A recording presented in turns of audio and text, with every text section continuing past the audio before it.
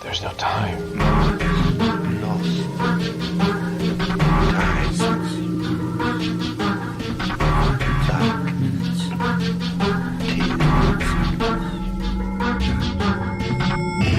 The time is 13 o'clock.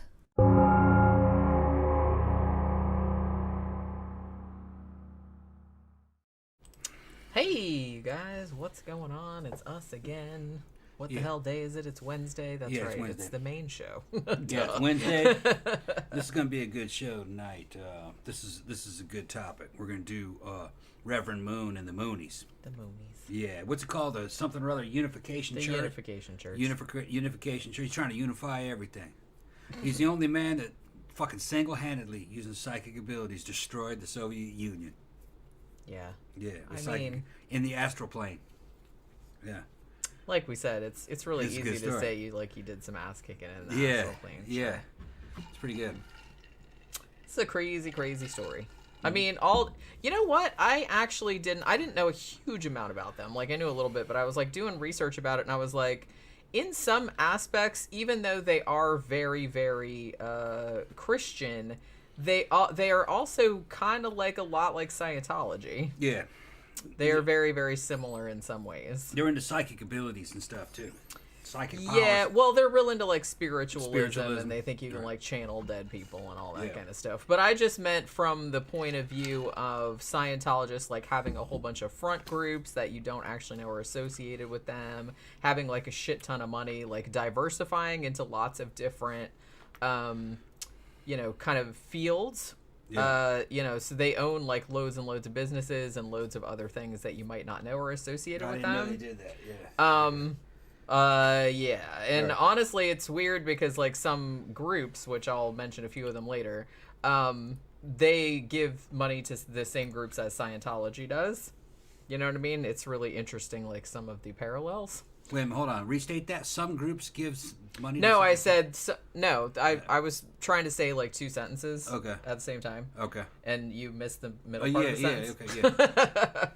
I was saying some of the groups. Yeah. That the Moonies give money to are the same groups that Scientology gives group to, like financial support to. Okay, but nobody owns them. Like, but but the thing about it, it's just like, you know how like Scientology has like Narconon and it has like all those, like the Moonies are like that too, except maybe more so. Okay. Because the Moonies own.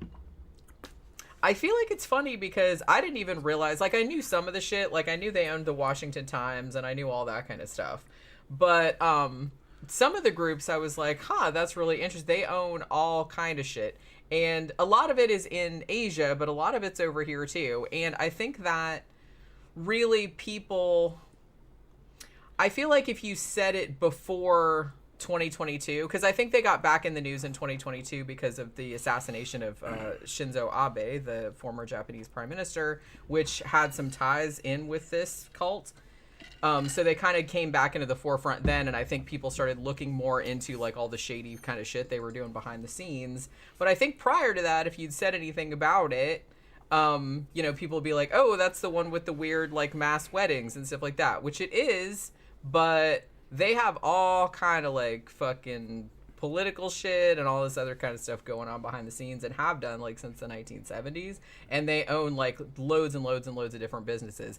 I was watching one documentary about them earlier today that said they own this huge like fishing conglomeration kind of thing, and they said, you know how sushi became like really popular in the United States? They're like, that's almost entirely, I don't know if this is true or not, but they're like, that's almost entirely because of the Unification Church, because they like pushed it into, and some of the marriages that they do, they've kind of like forced, because they arrange marriages, they kind of like forced Korean or Japanese members to like marry Americans so they could like infiltrate, like culturally infiltrate and religiously infiltrate.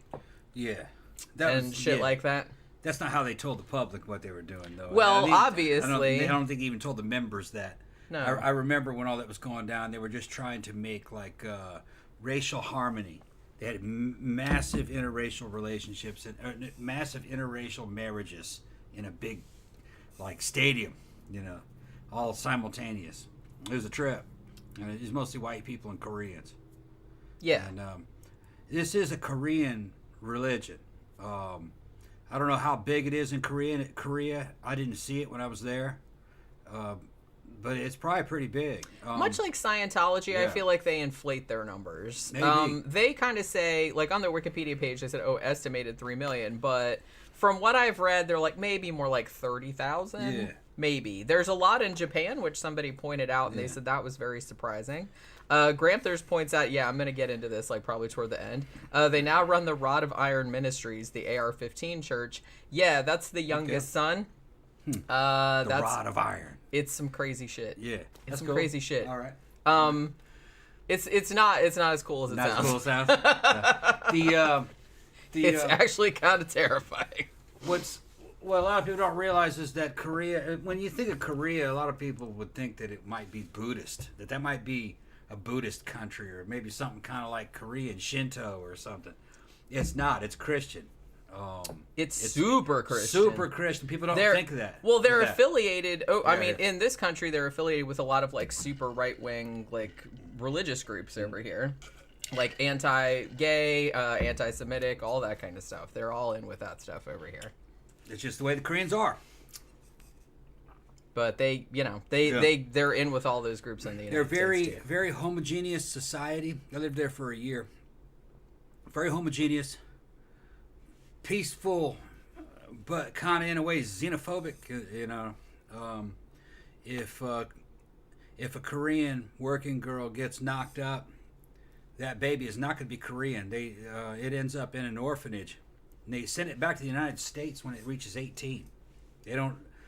There is none of this thing where we're going to release biracial orphans into the Korean gene pool. They don't do that. Mm-mm.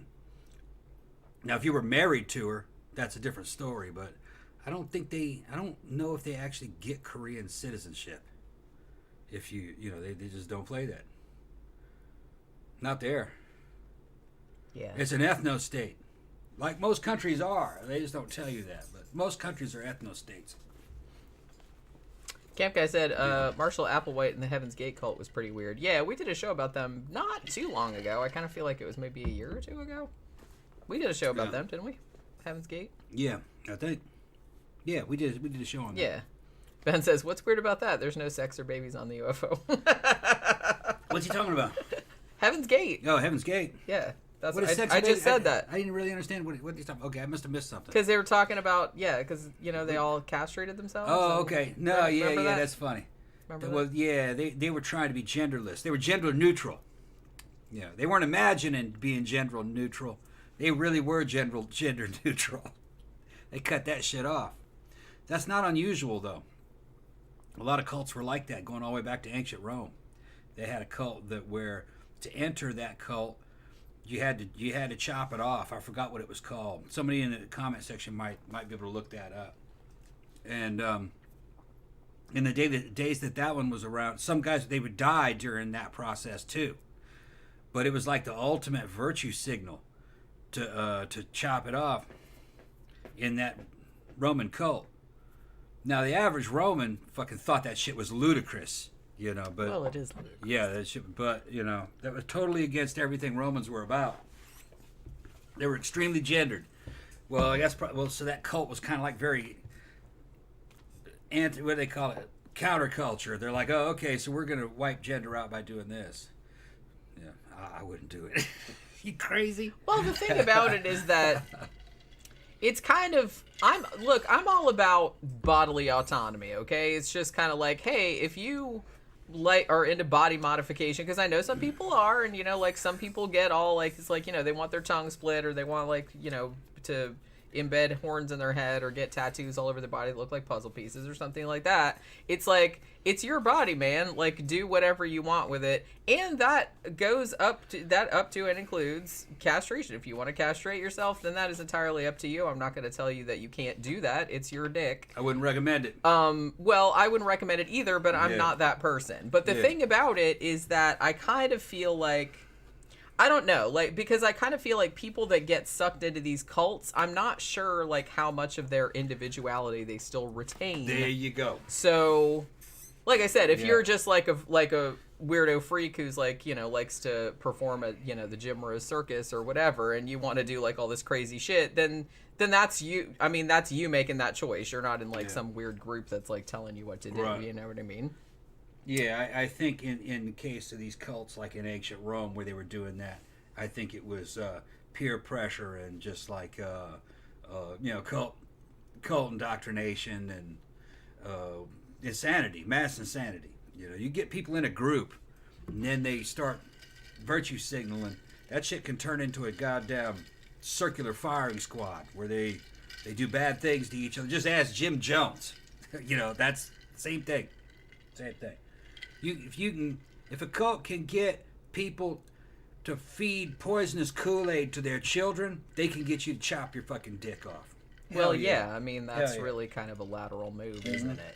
But that's what I mean. And I kind of feel like even though the Moonies, like the Unification Church, they didn't do anything exactly like that anybody knows of. But they did use many of the same like brainwashing type mind control techniques that other cults use, including love bombing, keeping people awake, like making people cut off from their families, all the same kind of shit that Scientology and like a lot of the other kind of like even more Christian cults that we've talked about on the show before, like they did similar kind of shit to that. Yeah, they usually do that.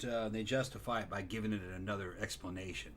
You know what I mean? They're not going to say, we're not cutting you off from your family. We're doing something else. You're going to have to go on a spiritual journey. Well, that's what, like that. I was watching, you need to be purified. There was actually like a really good interview. I was watching, it's on YouTube, and I can't remember what the name of the guy was, but he had actually been born into the Moonies. Like his parents were Moonies, and he got the fuck out like when he was older.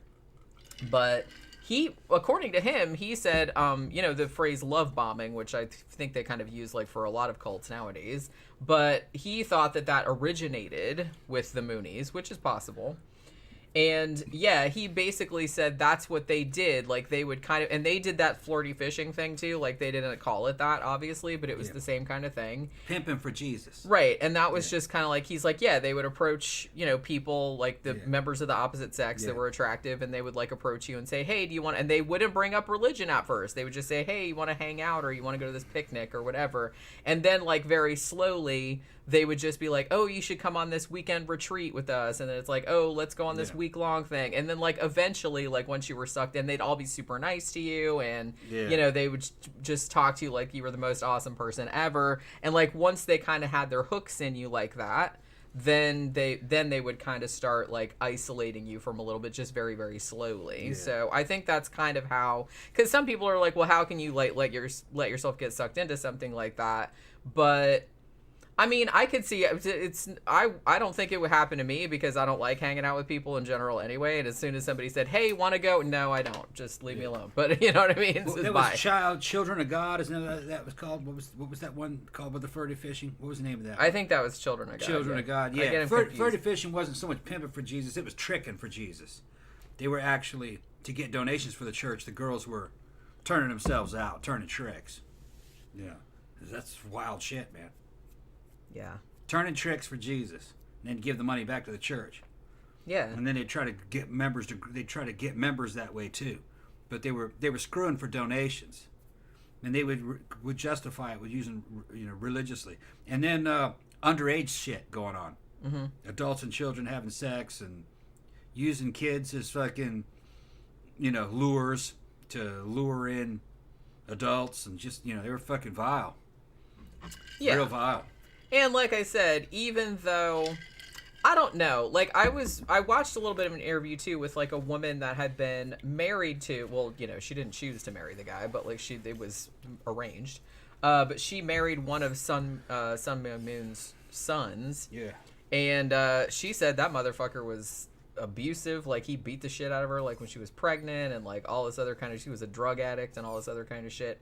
Well, so grew up in the royalty of the church. They were always they basically said even it was just kind of like any kind of cult like this, especially the like super like conservative Christian ones where they're all about family values. There's some like super dysfunctional shit going on behind the scenes. That's not what's going on. Always.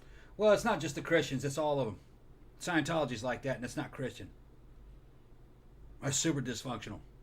Well, yeah, but It's I'm not just well, I'm Christianity. just saying that anything that has to do with portraying like an image of perfection or an Yeah. image of like superiority. Yeah. I was like, they're always got way more fucked up shit going on than I would ever have. Yeah, going on. but to be honest, that's all of them. All cults are like that. Yeah, I know. They all portray themselves as being superior. You join the cult to achieve a status different from the rest of society, a superior moral status. That's why they're joining the church. They're commandos for some kind of god. They're an elite chosen few. That's how they see themselves. It doesn't matter what denomination or what religion it is. They're all like that. Yeah, Gramter said, I've never understood how grown-ass smart people can fall for the man god scam. Yeah, the thing about The smarter they are, the easier it is to Well, get. I don't. To an extent, that's true, Yeah. but I don't even know. I don't think intelligence is the factor. I think it's personality factors more than intelligence, because people that are intelligent can still have emotional issues, or they can still have psychological issues that would make them more susceptible to that kind of thing. Yeah, I was in sales. I know all about it. It's fucking hard to sell to somebody who's stupid and has no imagination. They and a lot of times they don't have any money. A person who's real smart listens to reason. So you just keep asking them questions and you channel them down into through a pre-planned conversation to get them to arrive at a conclusion you want them to arrive to, and they didn't know that you did that. They think it's their idea. And usually the trap is laid to entrap a smart person, not a dumb person. It's the same thing. People aren't as smart as they think they are. They're just not. John Smith said, I think a lot of people are desperate to hand over responsibility for their own lives to others. There's some of that, too. I kind of feel like, and you see this a lot when we were talking about, like, Scientology and stuff like that. I kind of feel like for some people, it's really comforting. They want to be part of a community. They want to feel like they're doing something meaningful with their lives. I think that's an aspect of it. But I definitely do think some people really feel better when they have structure, or they have somebody else telling them what to do, because it's easier. I think a lot of it has to do with the fact that smart people usually come from basically well-to-do families. They don't have very many street smarts or defenses. They have a good imagination. They can imagine something better than what they have, and that's what you're going to use against them. You go to a person who's not very intelligent, chances are they're going to be in the lower working class, and they're going to be tough, all right? And they've grown up around people that run game and fucking lie and cheat and deceive, so they are very low trust. So you can't bamboozle them. You could tell them something's true and they wouldn't believe it. You know, they're just. It's like trying to reason with a shark. You can't reason with a shark. Shark just eats you. You know, well, it's the same deal. Same thing. Zach says, I always worry I'm the kind of person who could get suckered into a cult. Sometimes you don't realize how quick your life gets away from you. Well, the thing about it, though, is I kind of feel like nowadays, I mean, I guess it could still happen, but it's harder because that information is like a lot more out there. And Internet. I think more people are more Yeah. like aware of it and are aware of all the, because pretty much all of them use the same types of techniques. Yeah. You know what I'm saying? What you do now, if you want to trap people in the cult, you want to use things like social media, things like TikTok, and political and moral arguments. You want to use that. You can get them that way. You're not going to be able to get them with old-fashioned Christian-based religions or any kind of religion that way. It's going to have to be some kind of political ideology. That's how you get them. And you can do the same thing to them with that. It's anything you can use as a tool. Any kind of philosophy, any kind of belief system can be weaponized. You're telling them what they want to hear. In exchange, they will obey. That's what you do. It's that same. It's just like sales. It is sales. And especially if the people that write these up and make these things have an understanding of human psychology. I would imagine that a psychologist can weaponize their understanding and invent one of these from scratch that would trap most people. Which would be, that's what the CIA was looking at. The CIA was deeply involved in cults and used cults as contractors to do things. So, yeah. Yeah, I mean, but like I said, It sounds crazy, but no, most countries do it. it's not crazy. It's not crazy. Even down in Argentina, the Perones used those weird-ass Germans that were trying to keep children from having puberty. Remember that? That pedophile that was running it? They were using that as some kind of torture base. What was the name of that? I thought we did a show on them. No, I don't think we Down did. in Argentina. We were thinking about doing a show about that, but I don't. And I Yeah. think I put it in the poll a couple times, but it never won. never so, won, so yeah. I don't think we got around to it. Down in Argentina, Unless I totally forgot about it. There was which is possible. It wasn't Dignity Community. It was another one. He was a German guy. Some of the people that were in there were kind of like runaway Nazis. But they were in a totally enclosed community that sold sausages and made bread, and they had a pretty good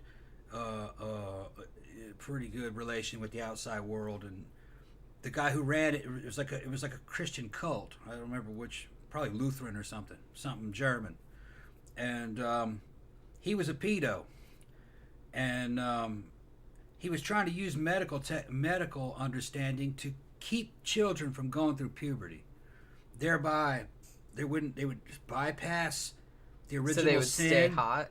So they would stay hot. That's really what he's... To put it in disgusting terms. Right. But he explained it to the followers that it was that way they could sidestep the original sin. That God would see them as children instead of adult. It sounds fucking wacky. Oh, Mr. Loophole. Yeah. All right. Well, the intelligence organizations of Argentina found out about this, and they didn't bust them up. They used them. That's some wild shit. They used them as subcontractors, and they were doing torture stuff there and imprisoning people, and those Germans were helping them. Argentine Germans. Tammy says, what all you irregulars in the chat are forgetting is that you are in a cult, the cult of Pookie. You know, Pookie's fucking running around and pookalating this whole fucking place.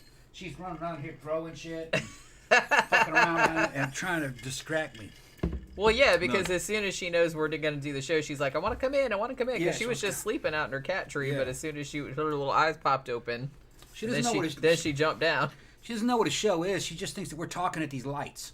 Yeah, and she's Yeah, like, and hey, I'm running around back Yeah. here and rolling over and being cute, and you guys aren't looking at me. What the fuck? Yeah, why are you talking to these lights?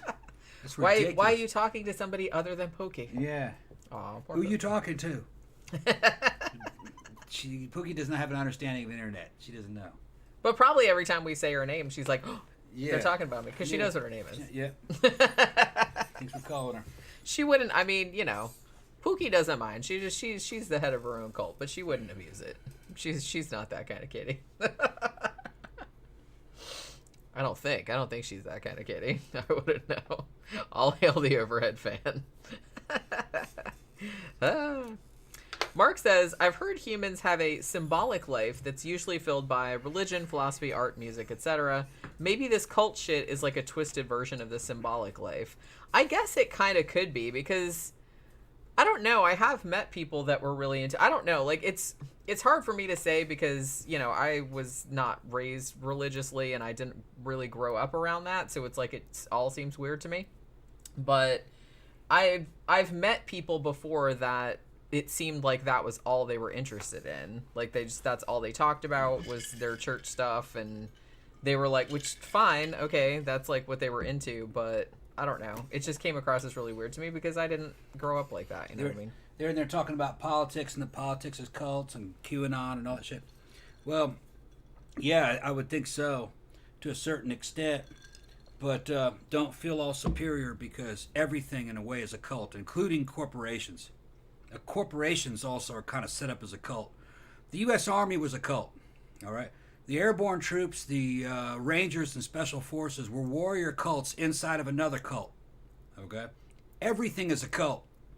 The Goth No, scene, if everything is a cult, then nothing is a cult. Then nothing that is a has cult. a very It is true. specific definition. It is true. Well, okay. And we're okay. talking about a religious There's cult. and that has a difference. There's a Even- difference between adherence of like a religion and adherence of a cult. There is a marked difference. I think it's just. I think it has to do with the degree of intensity. Well, I'm not saying that it's More not than that. that. I'm I just think saying it's there's a mostly the marked degree. degree. I'm not Right. saying it's not along the same It's spectrum. in It a is. spectrum. It's sure. in a spectrum. Yeah, it's the It's in a same spectrum. thing. It's just Very like an similar. extreme. Very It's just similar. an extreme. Even the goth scene is kind of has cult-like qualities to it.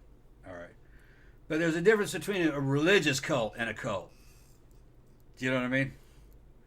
And some of these religious cults can get pretty. But then you look at shit that was happening in the Deep South, going back forever. The way the churches were organized, You know, they're not central. There's no central control in, say, like a Southern Baptist churches in the South. They were just kind of do-it-yourself things that would pop up. And that's what I mean. It's like, now the thing is, it's like, can you just come and go and leave, and like nobody gets all up your ass about it, or you know, anything like that? It's like the definition of a cult is they're trying to like suck you and like pretty much take you out of reality and put you in their reality. They're trying to isolate you from the outside world, essentially, so that they are the only source of information that you're getting. Yeah, that's a lot. Okay, well then that is common practice. That is a common practice with a lot of corporations will do that. Yeah, but corporations still let you go home at night and you can consume other sources of information. You're not, it's not just coming from the corporation, you know what I mean? Like where you work, for example. Like I know some corporations like Walmart are more cult-like than others. Yeah. But, you know, because I've known some people that work there. But, you know, so it's kind of like that. But, like I said, they're not keeping you from going home. They're not, like, locking you up at night and, like, making you stay there. And, like, and it's like you can only listen to, like, Walmart propaganda and shit like that. It's not like Scientology where they're like, you're not allowed to, like, go on non-Scientology websites and you're not allowed to, like, read regular newspapers and you're not allowed, you know what I mean? It's like that. They're trying to, like, cut off all of your outside sources of information. It's in that same realm. It's just like we were saying earlier. It's the difference is in the degrees. Yeah, the degrees of intensity. That's not. Right. I don't think anyone's arguing with that. Right. Because what you're talking about, cutting yourself off from the outside world, not taking things. You're talking about the Army Rangers now. All of a sudden, you know that's the way it is in boot camp, and it's like that in fucking Ranger school. Any kind of fucking elite fighting unit. It has high security around it. They don't really want you gone. You know what I mean? You're on duty. You can't go home. You know, your home is there at the fort or wherever it is you're stationed. And that's all on purpose. They don't want you to know all that much about what's going on, and they don't want intelligence agencies to know anything about you. And you're not supposed to have social media and things. You know, it's going to be for security reasons, but it's kind of two-way. To shield you from outside information and then to shield the world from you. So it's two different things happening at the same time.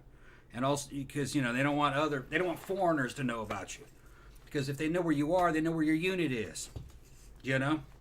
And they don't want they don't want foreigners or enemy intelligence agents to know where the unit is deployed. You know, so there's a lot of that kind of crosses over into the realm of cult. I lived it. Right, but I mean, it's not like a religious cult, which is what we're talking about, though. Nah, there was kind of. I mean, there's aspects. Well, like I said, there's aspects that are the same. There's a ritual concepts of what happens after you die, concepts involving life and death, dying with your friends. There's an element of suicide pact sometime in it. Certain elements, you know what I mean? Like, well, if we're gonna die, we're all gonna die as a unit. You know, that kind of shit. Because it's easier to die in a group than it is to die by yourself. You don't want to do that shit alone, you know. So, no, it's close. It's real close. There were Viking warrior cults that, you know, that were probably just like that. Yeah. You can kind of put religious myths in your own mind around pretty much everything, even if it's not a religion, you know. Granther said being a federal agent was kind of like being a cult, except we were always complaining about the shit they made us do, which is very uncult-like. Yeah. Right. John Smith said, I'm glad I was not raised with religion. Thank my mother's Albanian state atheism. Yeah, I was really glad I wasn't raised religious, too. That would have sucked. I do remember believing with all my heart in Santa Claus. Jesus, preposterous. Santa, tell me more. Well, yeah, I mean, because Santa brings you toys. What the fuck does Jesus do? Nothing. I was raised around it, but it wasn't a big factor. You know what I mean? It wasn't fundamentalist. It was just vague. Yeah. Yeah, God. Yeah, Jesus. Okay, yeah. Yeah. Woo. Yeah. All right, Jesus. Yeah, he was an alright guy. Yeah. Yeah, don't do bad shit. Yeah, don't do anything bad. Yeah, you die, Jesus is there. Which, like I said, that's fine. I don't have a problem. Right. I don't, you know, it's like I'm not religious personally, but you know, if that's kind of the extent of it. But once you get into this thing where everything's like super hardcore and you're trying to like infest other people's lives with your weird ass beliefs, then yeah. I thought Jesus was a historical figure that had existed in the past, some kind of preacher in Rome, and they built a religion around him. I thought that's what it was. But Jenny watched me listen to the material scholars taught. Dr. Robert Price, we had him on the show, going through Christ myth theory. And Jenny saw me fucking get convinced and going, oh no, okay, yeah, that guy couldn't have existed. Because I told you, I read about that like a long time Yeah. ago, and I was like, Yeah. yeah, that sounds reasonable that he wasn't really a real person, and I was just like, okay, fine. The more you find out about the way it's written Yeah, and yeah, what yeah. we have and what if there was a historical person named Jesus that a religion was based on, nothing of him exists anymore. Nothing in that Bible is from that guy. So therefore, if you're a Christian, you're believing stuff that was written about a guy, and what was written had nothing to do with the real guy. So the Jesus you believe in never really existed. You're believing a myth that was based on a person, but It's a myth based on older myths. on older myths, is what yeah. it is. Because everything about Jesus actually came from older myths. Yeah. It was borrowed. And it's all mostly from Roman stuff. Yeah. And Which, everything like I said, nothing he wrong said, with that. I'm really into Yeah. mythology. It's like, everything he supposedly said kind of came from Roman stuff and Socrates and other wise men. And it gets to the point to where, you don't even really need this to be based on some old preacher in Rome. It probably wasn't. And then you go find out, no, there was an angel named Jesus. That's probably what they're talking about. And the angel of Jesus is even mentioned in the Pauline material. So it's just very strange to me that people get butthurt when you say that, it probably wasn't a real person. I'm like, look, that doesn't mean that you can't still, be like, read the teachings and take what you want from it. It's like, it doesn't diminish it if that's what you want to believe just because it wasn't a real guy. it's exactly the same as Hercules or Apollo. Same. Yeah, like I said. So, and myths, they came about to teach people things, like teach more, because people remember stories better than they do just like, rules and shit. So it was the same kind of thing. And like I said, there's nothing wrong with that. That's just what humans are like. That's how we teach things to people. And I was like, well, they crucified this guy, so he must have been telling the truth. But then you find out the crucifixion, as told in those Gospels, just a reenactment of the Jewish scapegoat ritual of releasing the evil, putting the tribe's sins on the scapegoat, Like symbolically, and sending it away. It, That's letting go Barabbas, and then you're sacrificing the pure lamb, and then you're using the blood to wash away the sins of the Jewish tribe. That's fucking the crucifixion. That's what they're talking about. And they're even doing it on the Passover. Or no, they're not doing it on the Passover. They're doing it on that day, I think. They were doing it on a day that I don't remember which one it was. Dr. Price was on there. I have to go back and look at it. I don't think it was Passover. They're doing it on the same day that you're supposed to do that ritual. So it's all fucking... That's what they're talking about. The blood of the lamb washing away the tribe's sins. The Christians say that. They just don't realize what that means. It's Jewish purity magic. Adopted by Romans. So, like shit like that is fascinating to me. All that kind of like where I'm fascinated by where myths come from, like what the origins of them were. And it's like, it's way more interesting than actually believing that the myths are real. Yeah. That's for sure. If there was a guy named Jesus, he's not in those Gospels. They're not talking about him anymore. It'd be like saying, oh, there was a Superman. Of course there was a Superman. We know there wasn't a Metropolis, but we know they're talking about New York. There had to have been a Superman. It was, it was based on a Jewish kid that, his family sent him to America to 2,000 years from now, they're going to have that. They're going to have that exact discussion. Yeah, but that Jewish kid that ran from the Nazis is not Superman. He wrote the story. Okay, it's a big difference. He couldn't fly. He wasn't. He didn't get not weak. that we know of. He couldn't. He didn't crumple at the side of Krypton or kryptonite. He couldn't deflect bullets with his pecs or anything. Right. Yeah. Sure. So let's get into the Moonies. Well, wait. Hugo says, so I found this. This is actually really good. Where'd you find this at? Because this is a very good, succinct summation. A religion belongs to the wider culture. Its adherents come and go freely. See, that's what I said. A cult tends to be countercultural, restricting the social life of its adherents to other cult members. Like I said, that's one of the first things they do is they try to isolate you from outside influences, your friends and your family, and make sure that you associate only with other people that believe the same thing as you do. So that's one of the things that characterizes a cult. Not the only thing, But Yeah. that's kind of how you know you're getting sucked into it if they're just kind of like taking over your life. And like I said, the Moonies did that too. They did that whole love bombing thing. But you know who else does that? Those companies that sold magazine subscriptions kind of did that. Kirby Vacuum Cleaner kind of did that kind of shit. It was kind of like joining the circus with those guys. But it was kind of cult-like also.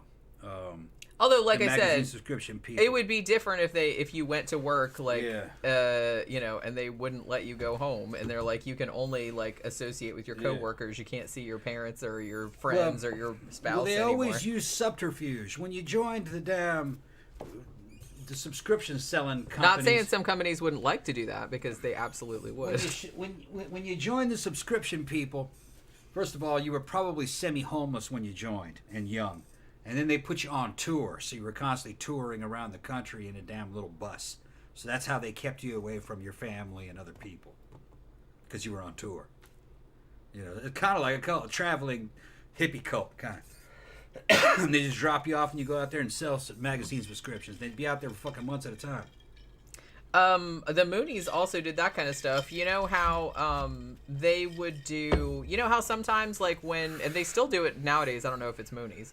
But you have people like going around selling like in a club and selling roses and shit. Yeah. Like they did that kind of stuff. They'd go around on the street like selling roses and whatnot. That was like they raised money like that. John Smith says, Christianity, what happens when a girl just sticks to her story no matter what? Yeah. Somebody mentioned in See there, what happens. See what happens. they're talking about how problematic the crucifixion is, the crucifixion narrative in terms of like Roman law. Oh yeah, the Romans wouldn't have cared, and then the whole thing about the Jewish population rising up and calling for the death of this preacher, during the time of Pilate. No, it just wouldn't have happened. I don't think it would have happened. And then Pontius Pilate is kind of shown as the good guy because he's Roman. But the evidence said that Pontius Pilate was hated in Judea and was pretty much a bad dude. Had a dude like Jesus come before him, he just would have killed him without any. He was kind of like Saddam Hussein. He was like that, He just would have killed him without any question. But the Romans are always shown in a positive light in the Gospels, pretty much. So they're telling you right there that it's a Roman religion. Jesus is saying, "Oh, see, my own people don't believe me, but these Romans, they understand it." The Romans are cool either. The Romans don't understand it. They have faith.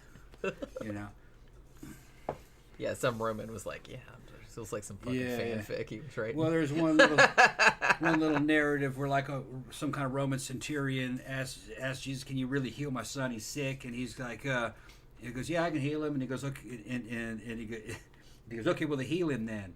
And Jesus says, "Okay, he's healed." He goes, "Okay, thank you." And Jesus is like, "You don't want to check?" And he's like, No. If you say he's healed, he's healed." And Jesus turns and says, "See, they have faith." He's like, you check. Yeah, y'all Jewish people, you don't have faith in me. That'd be like if you pay somebody and they just stand there and count the money in front of you. Right. They don't trust It's a her. narrative. It's a religious. The whole thing's a religious narrative, and you'd think that it sounds kind of crazy if you're not Christian, if you didn't grow up with it. If you grew up with it, it sounds, oh yeah, that's the real thing. But those Mormons, oh no, what they believe is fucking crazy. But if you're neither Mormon nor Christian, they're equally crazy. See, They're like equally I crazy. said, to me, they all sound equally crazy. Yeah. Like, because, you know what I mean? So, like, no offense, but I'm just saying that because I didn't grow up religious, like, I knew religious people, but not many. Like, I never went to church as a child. I had some relatives that went, but, like, I never went. And so, to me, it just all seemed equally ridiculous. I didn't see, even from a young age, I didn't see a difference because it occurred to me when I was, 10, 11 years old. I was like, had I been born in another country, I would believe their, whatever bullshit they believe, just as stringently as people over here, like, believe whatever bullshit they believe that they're born into. So I was like, so that must mean that they're all bullshit.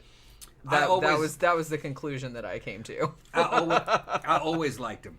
I always liked religion. I'm interested. Well, I'm interested in them. I Yeah. just there's a difference between being interested in the mythology, Yeah. because, like I said, I love mythology. I love, I even love urban legends. I love all that kind of like ancient mythology, anything like that. I'm fascinated by stories and like the stories that people come up with to explain the world around them when they don't understand it. Like that to me is like really, really interesting. But there's a whole world of difference between being interested in that and like believing the shit is literally true. Even as a kid, I didn't care whether it was literally true or not. I didn't really think of it that way. I thought of it in like, man, that's a cool ass movie. You know, that was a cool story. You know, cool story, bro. That's how I thought about it, basically. I like mostly Old Testament stories. I liked those. You know, if somebody would say, well, yeah, did that really happen? By the time I think I'd gotten around probably about the 6th grade, I probably would have said, no, that didn't happen. But it doesn't matter. You know what I mean? That's, you know, I still liked the story. Yeah, You know, it's still a yeah. good. And actually, I read something somewhere a long time ago that said, you know, it's like these are just good stories. It's like just sitting there and insisting that they're true. I think he was talking specifically about like the Noah's Ark story or things, or the creationist kind of narrative. He's like, you know, you're taking a perfectly beautiful story and like trying to cram it into reality. You're ruining it. You're ruining it when you do that. Yeah. You're ruining the story. It's a great story. That's not what mythology and these stories were for. Right. That's what he was They're saying. supposed to ground you within a certain cultural belief system and to give you certain value systems and to explain where things came from in a novel way. There's truth in these stories. They're not true, though. In the same way, there's a lot of truth in Star Wars, in good Star Wars. They're not true, though. Star Wars didn't happen. Well, yeah, So I there's mean, a lot of truth. the thing about it is that, I mean, yeah, thing. you can watch a movie, a movie that was made by human beings. It's like there's real emotions in there and things you can relate to and stories you can possibly relate to. That doesn't mean that what happened in that movie actually happened. Yeah. But that doesn't make it any less that you can, like, relate to it, because you can, like, you know, you have empathy. You can, like, portray yourself as that person. You can relate to that person, and it can maybe help you deal with some shit in your own life. I think that's kind of, like, the whole point of stories. What's funny about religions is that religions always come from heresy. They tend to kind of spring up out of nowhere, fully formed and new, but they're based upon something that people used to believe or believed at one time. So they're reboots. And a reboot would be a heresy from the point of view of the old religion. So the chances of there being any historical figures in any of these is very slim. Very slim. Now, in the Mormon or, you know, Church of Latter-day Saints, there really was a Joseph Smith and all these guys. Yeah, I mean, that was a real They dude, really but... were there. We know that because there were photographs of them and they know where they lived. But he's making a new religion, all right? And he's doing it in a modern era. I don't think you could do that anymore. He did it. He was probably one of the last guys that could probably do it and make a religion.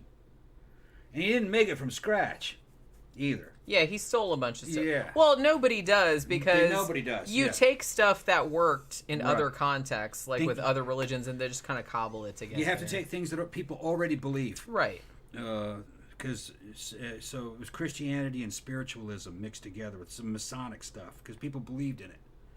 And there it is. You make it. Gramper said, someone once gave me a movie with Kirk Cameron called Fireproof.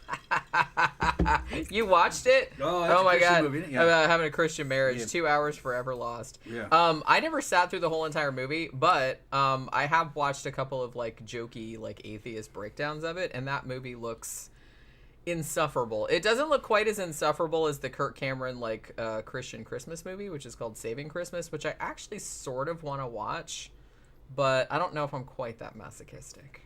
Maybe I'll get around to it one day.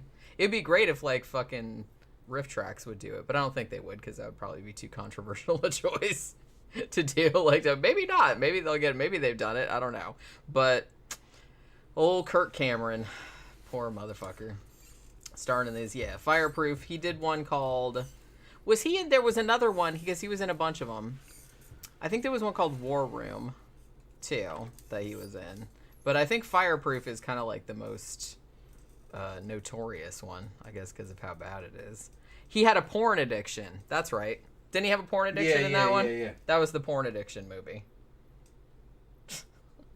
Like, that's literally, like, the only fucking problem the dude had. I'm like, seriously.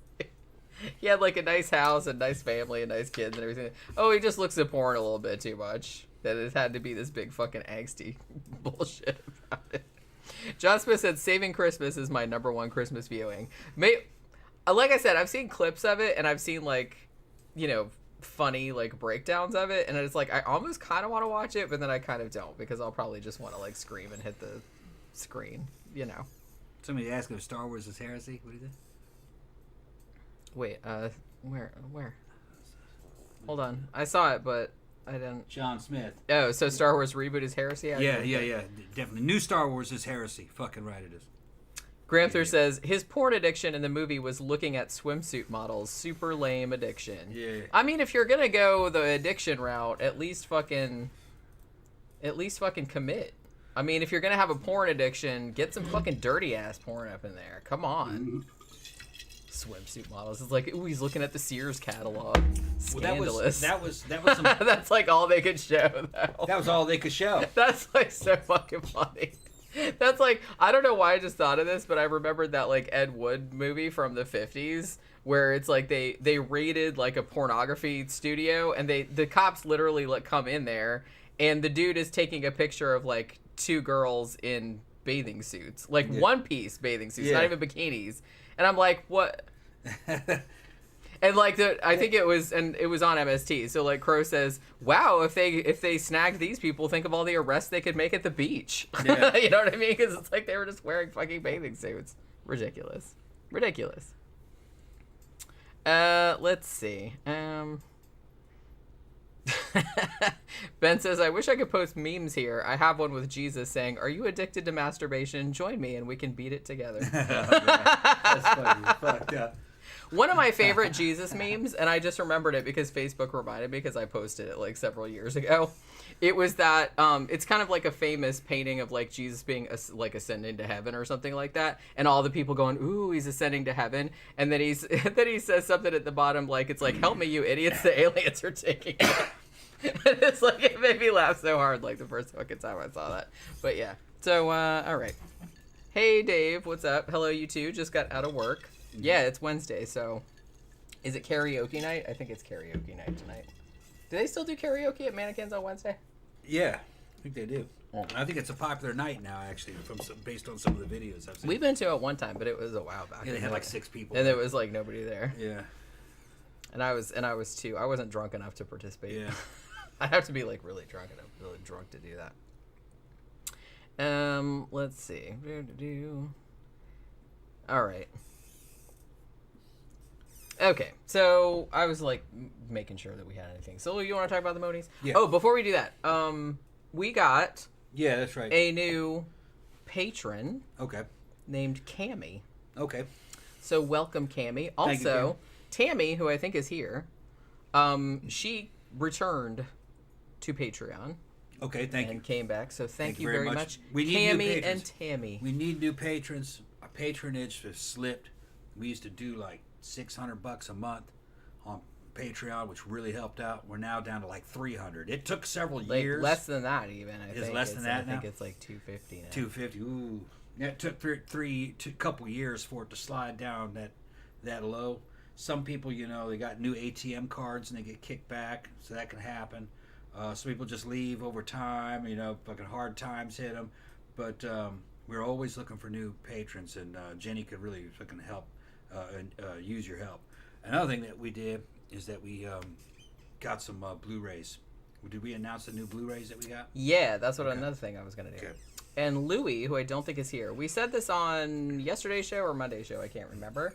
But Louie, who is here all the time and always sends us really kick-ass movies. Yeah, good movies for us to sent review. us a couple of movies to review. He Good sent Blu-rays. us He sent us Pulp Fiction. Yep. There you go, 4K Ultra HD. Yep. And he also sent us Reservoir Dogs, Which we were just reviewed. which we just reviewed yesterday, so I don't have it here with me. And look, he also sent us like a $50 gift card. Thank you very much. So thank you very much for Christmas. Thank you very much. That is really, really awesome. Every little bit helps for the show. But yeah. No, we're looking for new patrons, and you guys are our fucking hardcore. You guys in the chat are our hardcore fans, and there's a lot of you. You know, if all of you were to just chip in $5 a month, it would make a big difference. And I try. Thank you, Jeffy Art. Thank you. Oh, thanks, man. What do you say? Just finished grading my students for the fall semester. Oy vey. The less said, the better. Okay. That bad, huh? Also, I'll be traveling on Friday for the holidays, and I just want to wish you guys good tidings and the best New Year. Thank you very much. You have a really, really good holiday. I can't believe fucking Christmas is like it's not next week. Well, it kind of is next week, isn't it? Yeah, I think it's 2 weeks from now. What the fuck's today? It's 14th, right? Yeah. Shit, it is next week. Yeah. Okay. Oh my god. How did this happen? It seemed like it was just Halloween. VA, I thought, was going to send me a letter about when my next appointment was, and I thought it was supposed to be this week, and I never got anything from them. Yeah, I thought you were supposed to, because you told me you were supposed to, because I know they rescheduled you because you had that appointment. I think it might have been Friday, huh?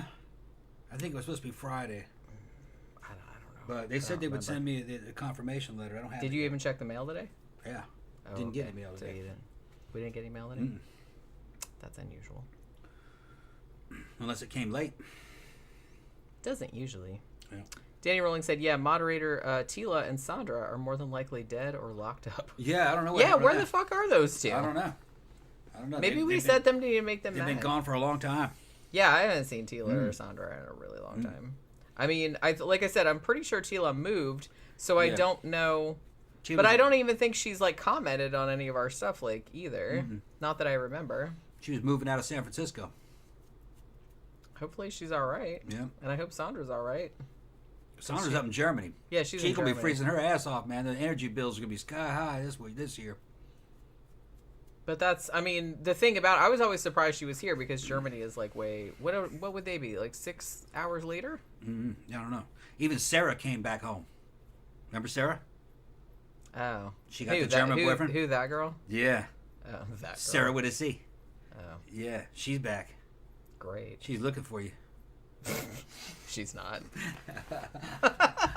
Sarah was one of Jenny's greatest rivals back in the day.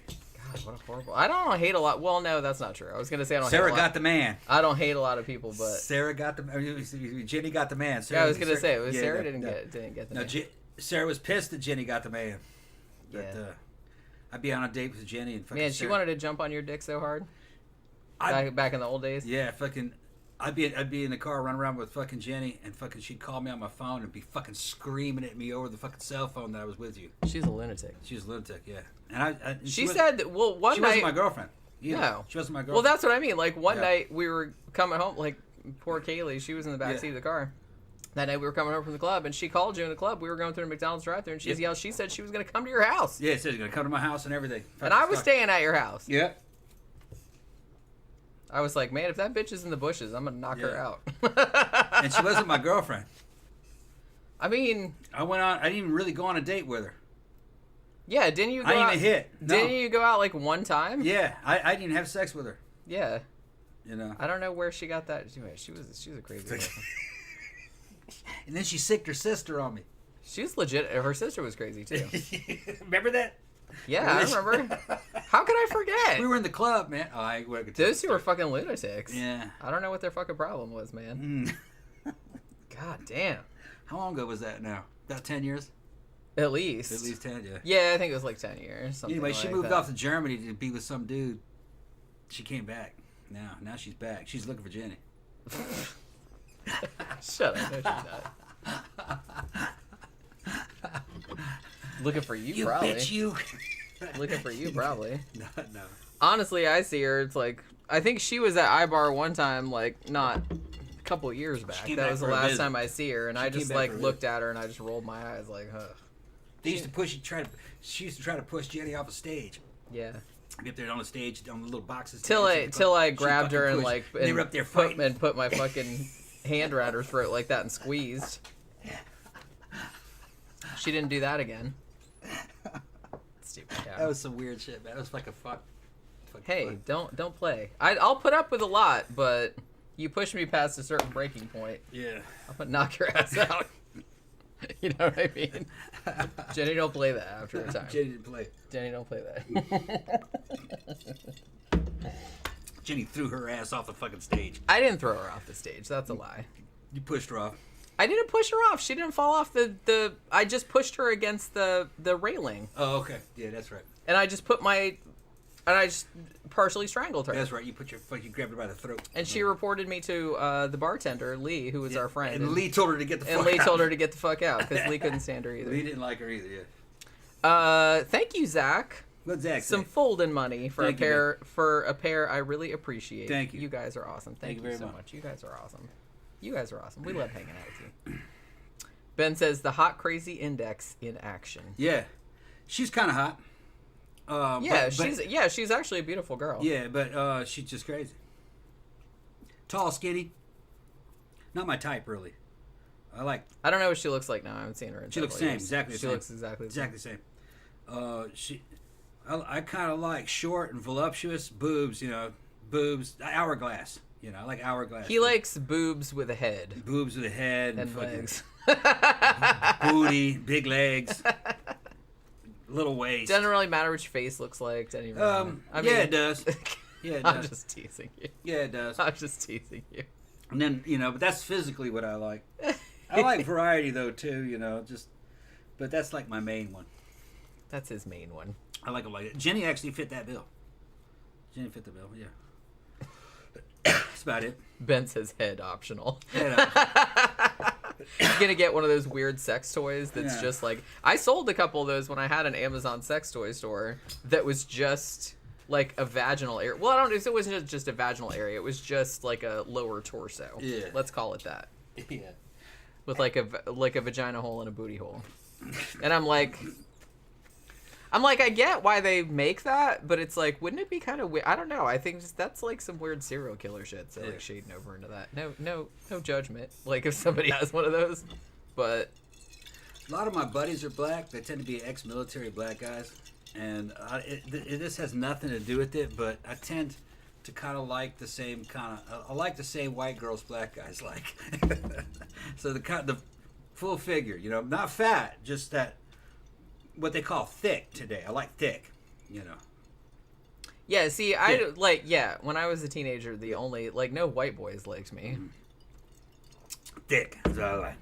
It was all like Yeah, the black guys are running after black you. guys and Hispanic guys. and Hispanic. Yeah, guys. well, they know what's good. Yeah. And the white dudes were kind of behind the curve back in the day. They like the little fucking skinny girl, cook who are looking with big fucking implants. They were into the kind of like the Sonya figure. Yeah. Well, Sonya, she looked good with clothes, but she just didn't have a booty. Or legs. She was just like a stick. I mean, figure. she had legs, but Just like a stick figure with Right. boobs. that would be weird if she didn't have legs Yeah. at all. They were just a little stick figure. Yeah. She was very, very thin. Yeah. Well, she didn't eat. That look looks real good in clothing. Yeah. Yeah, it's why you see it in like a fashion model type stuff. Well, and we've talked about this before. I know we're getting very far afield. Yeah, we're getting from way the away topic. from this fucking But I was topic. gonna say, tall, skinny women look good in pretty much everything. Right. It's so if you have a different body type than that, it's much harder to look good in clothes. But If you're thick, you better fucking be wearing shit that's skin tight that fucking accentuates kind of an hourglass figure. If you don't have an hourglass figure, try to get one. Yeah. And implants helps too, because you need internal support for everything. Just look on Instagram, you can see what they're working with. They got, if a woman carries weight well, it looks good. It looks real good. Ben says Reverend Moon liked tall, skinny women with glasses. Probably. Maybe so. Either I don't know if that's true or if he's just trying to get us back on the topic because we haven't even fucking started. And we're already. Koreans like skinny people. We've only been, well. Like skinny It's people. not like you see that many fat Koreans. I mean, maybe nowadays you do. I feel like people are getting fatter all over the place. They thought, man, when I was living when they adopt the American diet. when I was living in Korea, all the club girls, right? They gave the white boys all the second and third rate fucking club girls. All right, that's what they considered to be second and third rate. And to us, they looked fine. They were fucking. A lot of them were thick. They had curves and shit. And in the Like, early we'll give the Americans all the fat whoa, girl. wow, vavoom, you know. but in Korean culture at that time in the early 90s, that was considered to be a fat girl. Isn't that something? Yeah, They would well, consider that to be like a fat girl, but we, you know, it was like, hell no. you know, it's hilarious. I was watching, like, I guess it's like a Japanese horror movie the Mm-hmm. other day. And one of the characters, they were all, like, teenagers. And one of the characters was, like, they called her, like, the fat girl. And, like, the joke was that she just, like, ate all the time. And she was always eating. But she was, like, seriously, like, infinitesimally, like, larger than the other ones. Yeah. And I was like, that's what they call a fat girl over there? Holy shit. Because she was, like, not fat by any stretch of the imagination. Remember Tori, Yeah. Indian Princess Tori, when Tori was real, back when Tori go out to the club, Yeah. her build, that's the kind of Korean build that they were throwing at us. Yeah. And she was fine, man. Mm-hmm. You know, but it's just kind of that's the look. But they were rejecting that build. Yeah. I don't understand that. Well, that's just, like, not what they grew up with, and I guess that's, like, that- culturally it not, was cultural. you know. Well, it was just, like, here, back in the 70s and shit like that. If you didn't look like a skinny coke whore, Yeah. then everyone thought you were just, like, a fucking tub of lard, you know what I mean? Yeah. It was that kind of thing, too. So, goes both ways. We did it as well. All right, so, after all of that, Yeah. let's Get talk to about, now that I'm, like, I'll make another drink in a bit. all right. So, we're talking about the Moonies. Yeah. With the Moonies. It's always kind of fun talking about cults because I'm fascinated by cults in general. Just how people, like I said, how people get sucked into them, shit like that. I like to think it couldn't happen to me, but you know what I mean.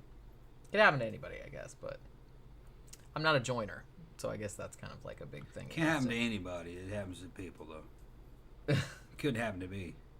Well, like I said, I kind of feel like it wouldn't happen to me because I'm not a joiner. Like Yeah. the second that somebody's like, "Hey, join my group," I'm like, "No."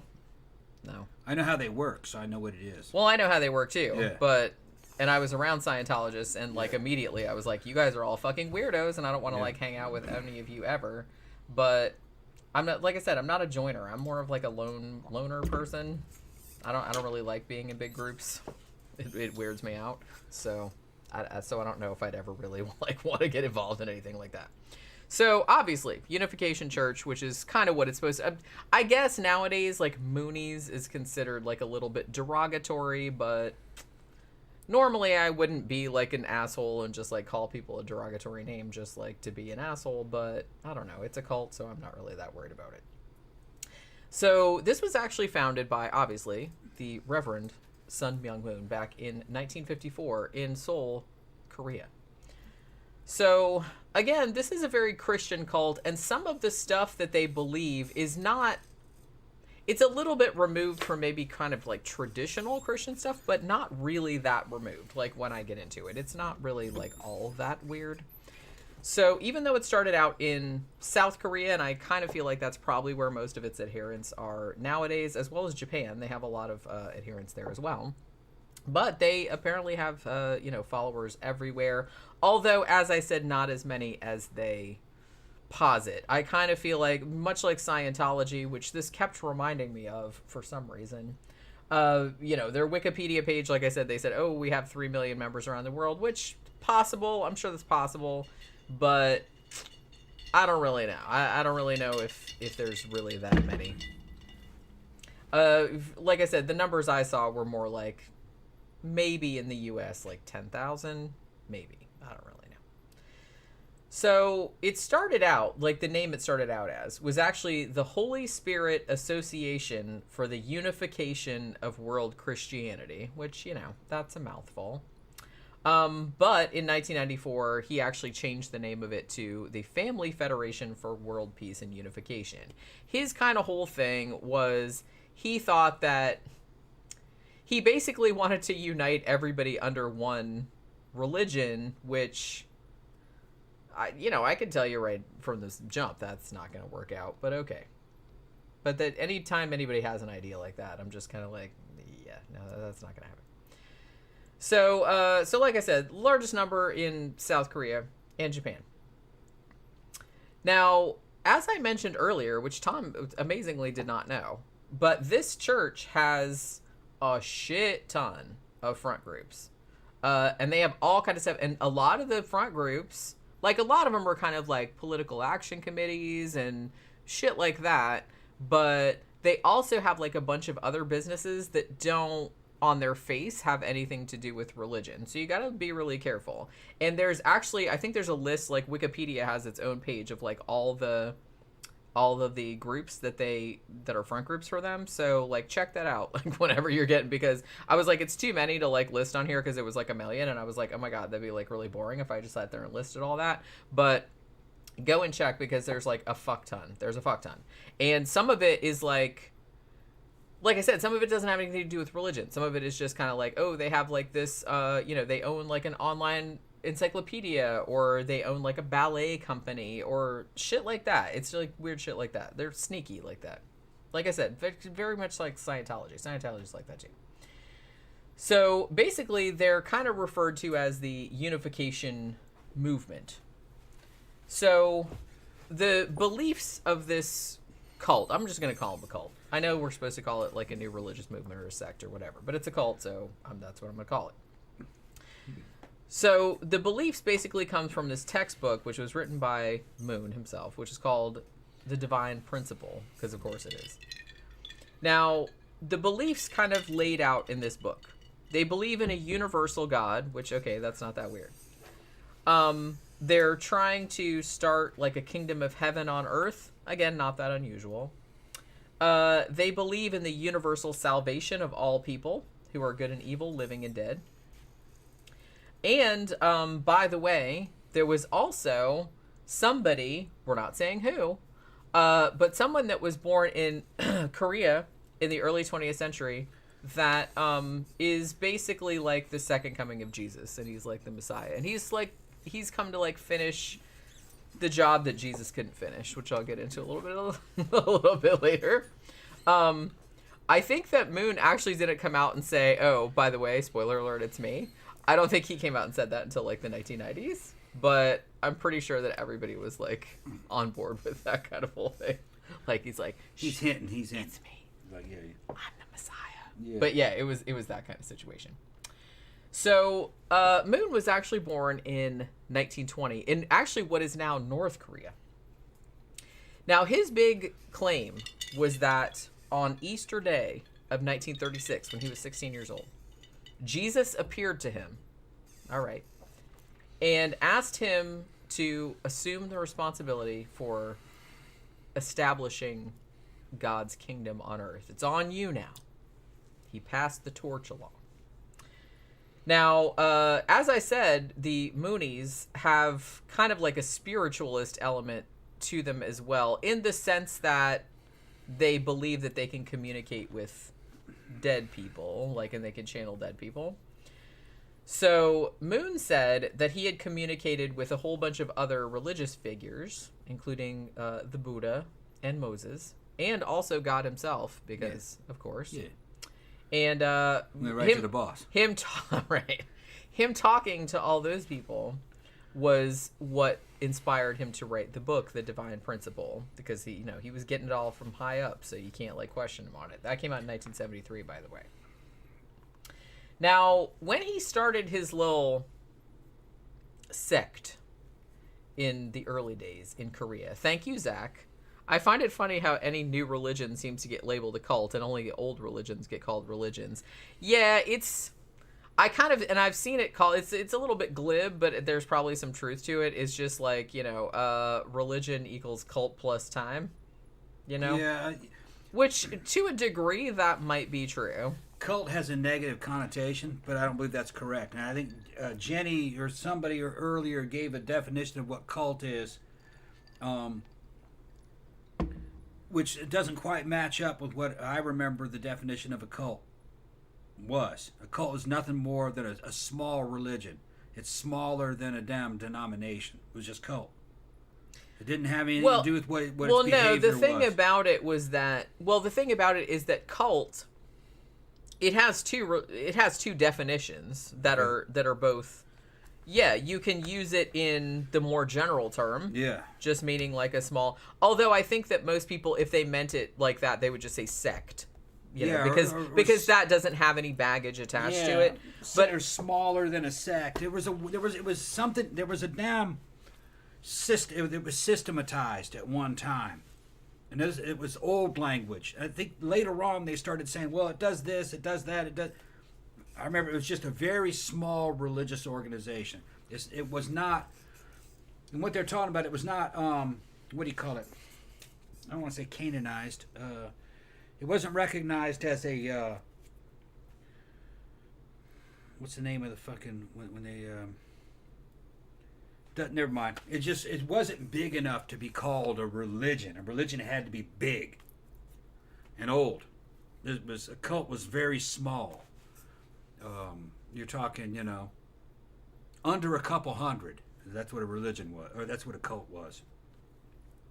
But the thing about it is over that time they changed definitions. Well, I mean, the definitions of language changes. You know, it's a living thing. Yeah. People use it, and the way that people use words is not the same as it was before. You know what I mean? Yeah, I'm archaic. The word gay used to mean happy. Yeah.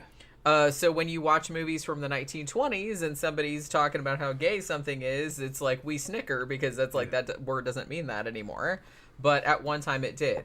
I kind of feel like maybe in the old days, and technically, like I said, if you look it up in like the dictionary, the word cult does still have that definition where it just means like a small religious group or something like that. That's just like a general definition. But because we've had so much more exposure to like negative cults and they all have a very specific way of going about things, then most people, when you say cult, they just jump to that definition. So a negative. Well, yeah, but like I said, that's just what happens. Words, the definitions of words change over time. Yeah. Like, you know, languages are living. Yeah. You know, they're not dead on pieces of paper. People use them, and the way people use words changes all the time, and you just got to deal with it. Small religious organizations have certain characters. Small cults, they all kind of have a character to them in general. The same thing with small elite organizations and small elite military organizations. They have a certain character to them.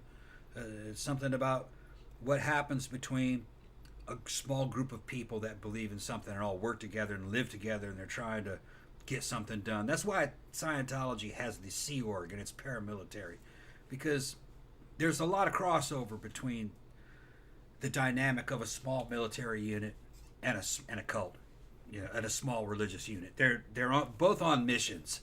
They're both willing to give their lives and to sacrifice. That's what they're talking about. Doesn't necessarily, and they all kind of use the same tactics, if that's what you want to call them, because the way their characters are. And it seems like it just evolves out of the needs of the group and human nature. It starts to. I don't really think they planned for it to be that way. It evolves into that because it has to be that way. Like, these people are going to leave. We got to fucking keep them up doing something. Yeah, sometimes. A lot of cults, I don't really think... I mean, Scientology might be an exception because I do think Hubbard knew he was starting... I don't think that he knew how it was going to go, because nobody knows how shit's going to go, like when something metastasizes to that degree. Mm-hmm. So I don't think there are that many cults that are planned from the ground up. But, I mean, you have a person with a particular kind of personality, and maybe they're very charismatic, maybe they're very, you know, they just have a particular personality where they would form that kind of thing, and just they fall along the same lines as, like, various other... I don't think they plan for most of the things, but it just kind of, like, evolves into that, because that's how it has to be. That's one of the... Yeah, that's one of the ruts that human behavior, falls into. That's what I believe it is. Because Scientology really started off as the let's make a motherfucker a wizard. Make a motherfucker a wizard scam, which is not Anton LaVey, the other guy, Aleister Crowley. If you give Aleister Crowley money, he'd level you up and make you a wizard, and you keep giving him money, he levels you up and levels you up. That's what all Scientology was. Making a motherfucker a wizard. I mean, they were really just trying to make money out of that shit. Yeah, using the new spiritual technology is what they called it. But it has to become a cult to sell those services over time. Okay? It has to take on that character of what you would associate with a cult. Restrictive, basically. And paramilitary almost. And now that I'm thinking along those lines, I'm kind of wondering if Myung Moon, if he believed his own bullshit. From the outside, it kind of seems like he did, but I've read a couple of interviews with people that knew him or people that got out of the cult or something like that, and I kind of feel like it might have been... Maybe he believed it when he was a teenager. I don't really know. But I do kind of feel like it did turn into a money-making enterprise, much like Scientology did. Yeah. I'm of the belief that, in general, they believe their own bullshit. Then they start getting success, making money, buying all these fucking buildings, and then creating an empire, and then they go, well, this has to be from God. Or I wouldn't have... Yeah, it's failed. like a self-fulfilling like prophecy. God's with me. You know what I mean? He's making this happen. Whatever I say is the word of God. I'm channeling the power of God. I am God. He starts going that way. You know? But then they wonder, really?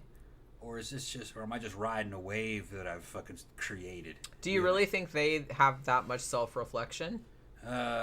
Depends on what their IQs are. I would say they're at least 135 IQ, most of them, to do that.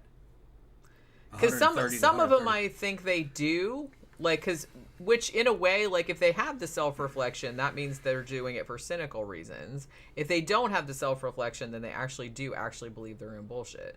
I think they believe it. I think they believe their own bullshit because they see the success. And then eventually they might start to question it and go, I started this ball rolling. Is it just me creating this? And maybe they just go, it might get to the point where they just resolve it by saying it doesn't matter. It doesn't matter if this is real or not. It's working. Might just be that. Yeah. You know.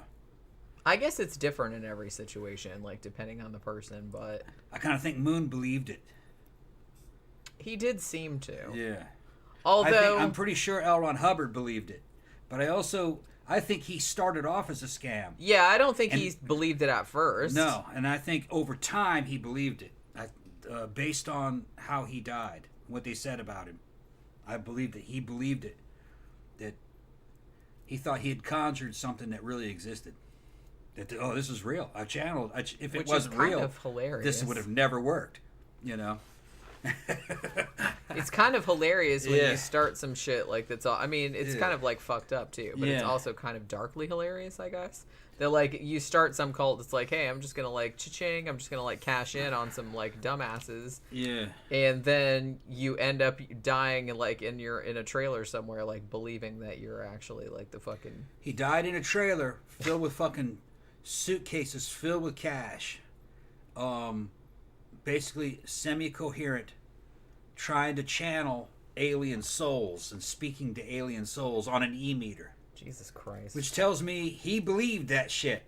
If I ever go like that, please just shoot me. Okay. He believed that shit. And I don't think he believed it at first. I think he over time I don't think he did either. Right. Which, like I said, makes it even more sad / hilarious. Is that he started it out very cynically. Yeah. Well, he called himself the source of all that teachings. The source. So he's channeling it through alien souls and shit. So he believes it eventually. Other people believed it. I could never imagine being arrogant enough to like get into that kind of mindset. I just can't imagine it. Because you're not surrounded. You are not. It's just totally antithetical to my whole entire personality. Because you did not build a damn empire of huge buildings, and you are not surrounded by suitcases and suitcases and suitcases of cash that they bring you every day. Then you'd get arrogant. You'd get arrogant real quick. I don't think I would, though. I don't think I would, though. Like, well, I wouldn't do that to start with. I've got to be doing something right. Look at this. I wouldn't do that to start with because that's just like not. I guess I am channeling God. That's like antithetical to my entire being. I can't imagine ever. Not me. Like, my head. Unless I fell on my head and like fucking changed my entire personality. Like I just don't think that would happen. They know. I'm just not like that. I'm just not like that. They know better than to give a motherfucker like me that kind of money. I'd be Godzilla. My head would be the fucking size of a damn. Well, I know you would. Trailer. But I'm not like that. I'm just Yeah. not. You know me. I'm not like that. I have a fucking I'm not army like tanks and fucking Yeah, you would and like soldiers you would and fucking- abuse it. And You would I'd have abuse fucking it. dudes with flamethrowers and shit. Nobody fucking give him following me fuck around. tons of money because you seem like I'd be exactly religious. I'd be religious warlord. you seem exactly the kind of person that would form a cult. Actually, it'd be you great, seem yeah. exactly like no, Yeah. you know, and I'm not just saying that to like be mean or anything like that. It would but happen without me fucking realizing it. You're It would- just that kind of like you have that personality type. Yeah. I don't. yeah, You know what I mean? yeah. Because I you're know. kind of like that, and Yeah. you're also kind of like funny and charismatic, and like you have all that, and you're really outgoing and shit like that. It would start by accident and it Right. would grow, and then You would I'd get, just like, all ride full it, of and then yourself. Then I'd start. Once that ball started rolling, it'd snowball and get bigger and bigger, and the next thing you know, I'm fucking trying to challenge fucking. I'm king of the world. I'm the king of the world. I'm a bad man. You know, I'm fucking up there, and the next thing you know, Yeah. I'm trying to say I'm the legitimate government of this land. Yeah, You know, he would totally do that. Hell yeah. Don't let him run anything. He Hell would totally yeah. do- I know him. He wouldn't. How could you ever try to be a government next to me? Okay. That's how big my head would get. With suitcases of cash? I mean, even without suitcases of cash, you're already kind of like that. He doesn't even need cash or power or anything. He's already. I like learned that shit from fucking Cassius Clay, man. He's Muhammad Ali. He's already like that. He was the original shit talker. But yeah, Tom could totally start a cult. I kept telling him before. I was like, well, why don't you start one? Like, maybe we'll make some money. And I'll bring the poltergeist in on it and move some shit for you. That's what I mean. Yeah. You see, well, because it would be better if it was part of your personal experience. You know what I mean? You Yeah. could like kind of feel like you could totally you could sell that. You could. I mean, it'd be enough for I don't know if- you could make like $1 million off that shit. I don't see. I have to wake up or... I have a. I have to wake up. Alan. I have a conscience. I can't do that kind of stuff, but you don't. So Yeah, I have a conscience. No, I would only say things I believed in. You know? Well, that turns out better for the scam anyway. Yeah. It's always I'll better just if take you. what I believe in. and That's what I fucking kind sell of it. feel like. The cults that I think get really big are ones whose people like believe their own They bullshit. Because if yeah. you believe your own bullshit, then you can make other people believe your bullshit also. Well, sometimes it's also based in things that actually happen. So it seems to And be the more thing so. about it too is that particularly with Moon and with L. Ron Hubbard and stuff like that, it's like sometimes even if you started the whole thing like as a scam to start with, but the more you repeat it and the more you're like immersed in it, like the more real it seems to you. So yeah. So after a while you will like believe OT your own bullshit. powers. Yeah. OT powers. And I had to look at the details of OT powers. I think the lower levels of the OT powers, they probably work, but it's not OT powers. It's just the way human nature is. You know what I mean? If you communicate with people, then things happen. I think and the way I see fucking Scientologists communicating, that's not really how you do it, but that's the way they want to do it. Look, we got to get back on the fucking track here. Stay on target. Stay on target. Okay. Why start now? Yeah, that's true. Why start now? I mean, shit. Yeah. We're already going to like an hour and a half. Yeah. And it's like I've only got Shit, man, we that far down. Okay. So yeah. So this guy starts his little religious movement in Korea. Now, from the beginning, it met with a lot of opposition from all the established churches, obviously, because it was seen as like heretical or whatever, and the government officials weren't like super happy with it either. He actually got imprisoned several times. He was in a communist labor camp for 2.5 years, so there was that. Because, like I said, this was North Korea at the time. Yeah.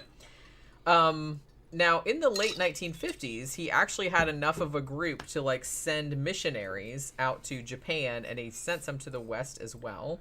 And that kind of like worked on like low key. But really, it didn't really get big, I kind of feel like, until he moved to the U.S. in, like, 1972. You know what I mean? Mm-hmm.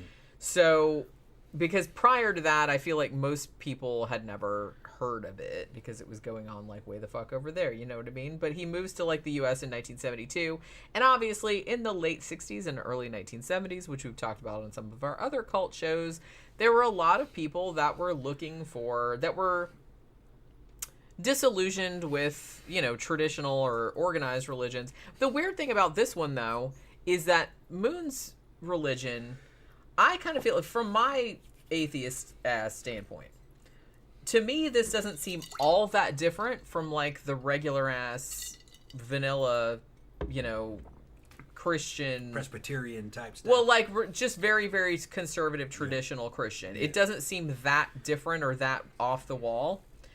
Now, they did attract some of the kind of countercultural people, but mostly the countercultural people that were like, well, we like this new movement thing, but we don't want to go too crazy. Like, we don't like all the drugs and the free love and everything like that, because this cult did definitely not have that. This was very much like no sex before marriage, that kind of stuff. So it wasn't even a fun cult, you know? Yeah. I kind of feel like they didn't really get... And the thing about it, too, is that, I mean, he came over here and he kind of got pretty well known. I kind of vaguely remember hearing about him when I was a kid, like in the 70s. He would do, like, big rallies and, like, lecture tours and shit like that. And he would have big, like, fucking dinners where he would have all these important people there. And he also, like, you know, when Watergate happened and, like, Nixon was in big trouble, like, he came out and, like, was like, oh, God loves Richard Nixon, and he was, like, defending Richard Nixon. So I'm sure that probably didn't endear him to a lot of, like, the hippie types, but he totally did do that. So I kind of feel like he got a lot of media attention for that as well. And maybe, I don't know if that's maybe, like, where he really, like, got more popular, but, you know. Now, much like Scientology, they also bought up a bunch of kind of high-profile properties, I guess. They bought the New Yorker Hotel, which as far as I know, they still own, and the Tiffany building in Manhattan. I don't know if they own that still, but they did for a time. So they got those. And then, as I mentioned earlier, they also had these other... like business. I'm not entirely sure like where all the money was coming from. I don't think anybody knows because they got in like in a lot of financial trouble later on. But they started doing like they had a big fishing company, like I said, and they were, I don't know if they were actually the first group that got sushi like popularized in the United States, but they were definitely among the first because that was like part of their concern. So they were just kind of trying to get everybody to eat that. And they had like a bunch of like stuff like ginseng and all this other kind of like tea companies and things like that. So they had all kind of like front groups, even from those early times, you know what I mean? Like even from the 1970s. And then they also had, as I mentioned, they had like ballet companies and dance troupes and like all kind of shit like that, like publishing companies that didn't on the surface like have anything to do with the religion. And like you wouldn't actually know that it was owned by them, like, unless you knew a lot about it. So I kind of feel like it's weird because I kind of feel like he almost seemed to know that it's like the message he was pushing, because his thing, I don't know if you guys know, but Moon's thing was like he basically wanted to unify the world in the sense that he wanted like a one world theological government. Essentially, that's what he was shooting for. So I guess like he had all these business and stuff because maybe he knew that end goal wouldn't be palatable to a large portion of people, so he was trying to like attack on as many fronts as possible. I'm not sure if he like thought of it in those terms, but that's kind of what it seems like. But yeah, they even have like their own theological seminary that like came in like 1975, I think.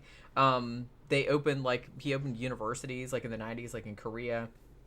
And there was actually like a University of Bridgeport in Connecticut, which actually he didn't found it, but it had been there since the 20s, but it was going bankrupt and he bought that up and shit like that. I don't know if he owns that anymore, but he did for a while. Just all kind of stuff. Like I said, I think most people know that he owns the Washington Times, the conservative newspaper. He, started that in 1982. But he owns like a bunch of other like newspapers, a bunch of media outlets, things like that. And the thing about it too is that, as I said, they started doing kind of the same kind of stuff that Scientologists were doing, that Children of God were doing stuff like that, the Mormons were doing. Like they would send these very good-looking, well-dressed young people out into the streets of the United States and Europe, and they would be selling things. They would sell like candy bars or flowers or plants or things like that. Ass. And yeah, probably. Yeah, like I said, one guy, I watched an interview with him who would actually, like, you know, he had been born in it, like I said, so it was his parents that got sucked into it, not him. But he was saying, yeah, they totally did all that love bombing thing and like that fucking having people like approach, like good looking people approach other people on college campuses and invite them to things and like keep the religion shit on the down low for like a really long time because they were really trying to like suck people in. Now, people that joined in the 1970s, 1980s, obviously a lot of them were very white, very middle class, early 20s. So like I said, mostly college students, because they like to, I mean, and this is true of cults in general, and actually like religions in a larger sense, they like to approach people who are at transition periods in their lives, because I kind of feel like they feel like they're more vulnerable, or they're looking for something. So that's why they usually recruit on college campuses, or sometimes airports and shit. Airports. Right, like people that are, you know, undergoing change in their life and maybe need some stability or something like that. They're always looking for that little chink in the armor. Somebody who just moved here. Yeah, something like that. And like, oh, maybe they're moving somewhere and they don't have any friends, or maybe they just got divorced, or something like that. I always kind of feel like that every time I see, because every now and then, like around, because there's like a lot of Christian billboards and shit like that. And every now and then you'll see one that's like, oh, you know, is your life shitty? It doesn't say that, but I mean, that's what they mean. Is your life shitty? Like, you know, tell God this and that and the other. And I was just kind of like, well, I don't know. I don't know why that pisses me off so much. I'm just like, they're always kind of just like targeting the vulnerable. It's like, is your life shitty? We'll make your life even shittier. Yeah. By taking all your money away. They don't see it that way. They see it as that's how I see it. We're going to help these. I'm like, that's going to make my life even shittier. Thank you. The thinking of the members is different at different levels. You know what I mean? The people up top might know that the church has to expand because we got to pay bills. Yeah. The people at the bottom is like, we need to help people. They all say that. Even the Scientologists say that. Well, we're just trying to help. Yeah. We're just trying to help the world. We're not trying to help people. We're not helping people. We're going to clear the planet at $30,000 a head. You know, it'd be nice if they'd clear the planet of themselves. Yeah, to clear the planet. Everyone would be much happier. But no. If you guys know what we're talking about, going clear is making sure, like, it's kind of like being saved, or like confessing to. That's the Scientology version of, I guess you could say, like being saved, accepting Christ. You know, it's kind of the equivalent. It's just entering the church and clearing the planet. They're going to get everybody into Scientology. But when you look at the details, you got to pay for that. That's $30,000. So they're going to clear the planet at $30,000 a head. It ain't going to happen. It ain't going to happen. Good luck getting 30. I don't think I've seen $30,000 in my whole entire life at one time. Yeah. Good luck getting that out of me. Well, that's another thing. It's like, that's why, well, obviously I can never get sucked into Scientology, even if I was, you know, kind of primed for that kind of thing, because it's like they want money and I don't have any. So they wouldn't come after me anyway. But yeah, Scientology was a rich white man's religion at first. Yeah. Rich, gullible white people trying to become wizards. I don't know. It's just like, I'm not casting aspersions on people that need a sense of community, or that need help, or so, because everybody needs help, or they need somebody to talk to, like at sometimes or not, like, you know, and I'm no different in that regard. But I would never in a million years, and as far as and I've been like this as long as I can remember, it's like, if somebody is coming to you saying they know what's better for you, or like they can help you with, like, and they don't know shit about you or your problems, that is just like a big red flag to me. A lot of this stuff is not as appealing as it used to be to the general public, because internet has interconnected people. Nobody feels nowhere near as isolated as they used to. That's what I mean. People bitch about the internet, like some like cranky old motherfuckers. There is bad parts of the internet. Sure, but there's bad parts to everything. Yeah. I would argue that it's like people that crank. It's like, oh, people just like looking at their phones and shit like that. I'm like, they're talking to other people. They're talking to people, though. Yeah. It's like, you don't necessarily have to talk to a person face to face to make that a meaningful interaction. I think things are a lot better than they used to be, because people talk to each other more. You can find your tribe more. Yeah. They don't have to live by you like they used to have to back in the old days. Yeah, the element of isolation is it's just not really there. You know, there was some good parts of it. You actually had a lot of peace, and sometimes ignorance was bliss. That's the one thing I don't like about the internet is Yeah. that I don't like feeling like I'm 24/7 like on with these fuckers. Yeah, because I feel like I'm getting like, you know, texts all the time and emails all the time. It's Yeah. like, hey, can you do this for me, and hey, can you do that for me, and it gets like a lot and it's like overwhelming. But I wouldn't want to go back to like the old way. you have to make an effort to pull yourself away from these fucking devices. I remember we used to just like set up candles and put the candles on, put on some cool goth album and write a letter to somebody, or fucking just chill out and smoke and look out the window for a fucking couple hours and just chill out. Time moves more slowly back then. Remember that? Well, it's probably because we were younger too. We were younger too, maybe. Because when you're older, if you Right. guys aren't old, Right. time moves quicker like the older you get. Yeah. But no, you could have like fucking weird times of introspection, thinking about fucking, you know, what happened last week or that kind of shit. You know what I mean? Fucking, it's just the times were different. Yeah, but You could like kind I of meditate. like I it said, now better. I think. do like it better now. There were good things about back then. Yeah. But I kind of feel like back then, honestly, back then I felt more isolated because where I grew up, there weren't like a lot of other people who were into the same shit as me. That's what I said. So it was Yeah. kind of harder to, Yeah. like, if you were into weird shit and you lived somewhere where nobody else was into weird You were shit, more then you isolated. felt like really lonely because it was like nobody around you could hang with. But it's like now, you know, if you could have a friend like on the other side of the world and y'all could do like a fucking Zoom call and it's like, hey, let's have a cocktail and like watch some fucking scary Yeah, you were movies more together, isolated, shit like that. but you were also more motivated to go fucking see people. I would fucking drive the car from fucking Heidelberg, Mississippi, all the way down to the fucking French Quarter in New Orleans. All right, that was like 3 hours to go to a club.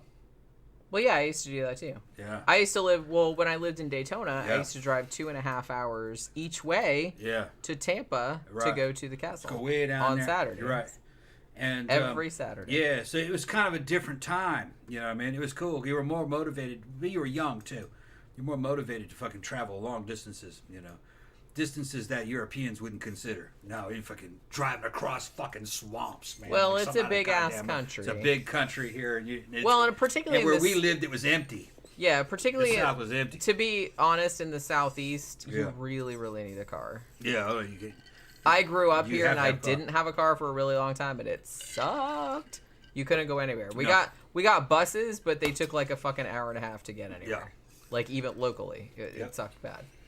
I mean, you know, in the Northeast, it's a lot better. Things are closer together, and they have like public transportation. But down here, the public transportation is super shitty. So you No, you really have to have your own transportation. You have to have and everything is like really, really spread Yeah. out and far apart. Now, So you said the really- Northeast is better. I lived in both. I prefer the South. It's just Well, better I'm for just saying transportation. it's better. That's what I meant. It's better public for transportation. Yeah, for But getting it's- places. It's much quicker and easier. the Down pop- here, it's like yeah. if you want to go. The Northeast, man, the population density's high.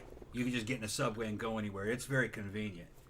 But you got to deal with the downsides of being in a fucking high population density. Well, If everything's you like a to go out and trade-off. shoot guns or ride motorcycles all year round. it To ain't be gonna happen honest, there. I always like spending time in big cities. I always enjoyed it. I don't like crowds, or I don't like being around people, but I don't really mind being around people if I don't have to interact with them. I think the thing that I liked the most about New York City was that it was like super packed, but everybody just like kept to themselves and like left you alone. I'm like, that's awesome. Boston was even more. New York, those are the outgoing people. Those people were friendly compared to Boston. Well, I'm not saying they weren't. Yeah. You know, I found people in New York very friendly, but I'm just saying that if you just wanted to be left alone, everybody got that. Like everyone Yeah. was just doing their own shit, and it's like, yeah, I got shit to do. You got shit to do. I'm not gonna bother you. I'm not gonna like hang out. I lived in and, like, Boston by 6. I liked that. I lived in the Boston area for 6 years. I lived in Somerville and Medford, and I lived there for about 6 years, 7 years. I'd take New York over Boston any day. Just I actually the like. people- I've been to New York lots and lots of times, and I people in like New it a York- lot. I like it a lot. The people of the New Yorkers, the old New Yorkers. I don't know what it's like now. I heard it's kind of falling apart right now. But the old New Yorkers, they were tough. They weren't scared of you. You could just start talking to them and run it with a New Yorker. In Boston, they were mostly from other places, and they were shy about being in the city. They're snotty. They're up in their own ass. They had money. They had a lot of money. They were rich, especially on the red line. Not so much the orange line, but on the red line, they were up their own asses. I'd take New York. New York was more my thing. I lived in Detroit for a while. I liked Detroit, but fucking Graptors will tell you, Detroit was fucking Mad Max. That was like the apocalypse. But it was fun. It was fun for the goth scene. It was like right out of The Crow. That's why The Crow was fucking set there. I was there in The Crow days, the late 80s. Oh, somebody sent us a... Thank you, Zach. Yeah. I so wish American towns and cities were as walkable as those in Europe, especially for the flat-footed among us. I am flat-footed too, so I understand. It'll and never honestly, well, that's the thing. Never happened. I don't like to drive. Yeah. So that's one thing. That's one of the things that I loved about being in New York City. Even being like, I really liked Philadelphia also when I was there, because it's like you could walk everywhere, or just like you could walk to the subway and take. And Europe was like that too. Like when I was in Wales or in England, you could just kind of like walk a mile or two, like get a train, you go wherever the fuck you wanted to go. And I thought that was like super awesome, and I just thought that was like way more convenient. I don't, like I said, I don't like to drive. I don't particularly like driving on highways. And if you live in the Southeast, you have to have a car because everything is spread out and everything is like sprawl and it's suburbs. Yeah. It's kind of like, Florida is kind of like LA. It's not as big, but it's just a pain in the ass. It's like if you want a job, if you want like anything, like you have to have a car. Like if you have to rely on public transportation, you're fucked, or you're gonna have to like wake up 2-3 hours before you have to be at work to take the bus there and transfer. It's a pain in the ass. Florida doesn't have the population density of LA though. No, but it's similar. Like It's like you know, California. It's similar It's kind of more like California in the sense that the it's rural areas. sprawl. Yeah, this is Everything's like suburban. no, this Kinda. is rural. Well, where we are is rural. It's rural. But I'm just saying a lot of it's most suburban. of it's like this. I think if you look at the map, most of it's like this. Suburban would be Altamont, where we. Well, moved that's from, kind of right? what I was talking about. Yeah, okay. I don't think most of it's like that though. I think most of it's like this, because most of it's empty. Most of Florida's an empty swamp. Well, Florida, it's And then very, there's- then very, there's the panhandle. it's very, very developed along all the Yeah. coasts, Yeah. obviously. The middle part, not so much. And the panhandle is the same as Mississippi and Alabama and Louisiana. It's the same. It's the same kind of people. It's the same culture. Which is not bad. It's just what it is. But when you go to Orlando and on down, you're basically dealing with Central America. It has a very Central American vibe. And growing up partially in Brazil, it feels very much like Central and South America. It's got a real good mix, good flavor. It's very positive, optimistic. This is an optimistic place. We got to get back to the thing, though. We got to get back to. We're talking too much about. Yeah, We got to talk about the Moonies. Getting drunk. Yeah, I see that. Yeah. So let's talk about a little bit about the Moonies' beliefs. So, as I said, Reverend Moon said that he channeled all of these, Moses, God, everybody, the Buddha, and he wrote this book about all this important shit that they told him. So he's offering, like I said, it's a Christian denomination. It's not that different. It's not that crazy from like regular Christian shit, at least from my point of view. He's offering an interpretation of the Bible that can unite all religions, which, like I said, good luck with that. That's never going to happen, but okay. So in their theology. All right, Sly, go get you some wine, bro. I got to go to the restroom. So in their theology, God is actually portrayed as a personal being, and his whole thing, this is a little bit different, I guess, from traditional Christian theology. But creation, according to according to the Moonies, it has positive and negative, or male and female evidence. Guess which one is negative? The female, of course, because it always is. So, basically, Adam and Eve, God created them so that he could have like a kind of relationship with them, I guess, which, you know, we're getting into some weird area here.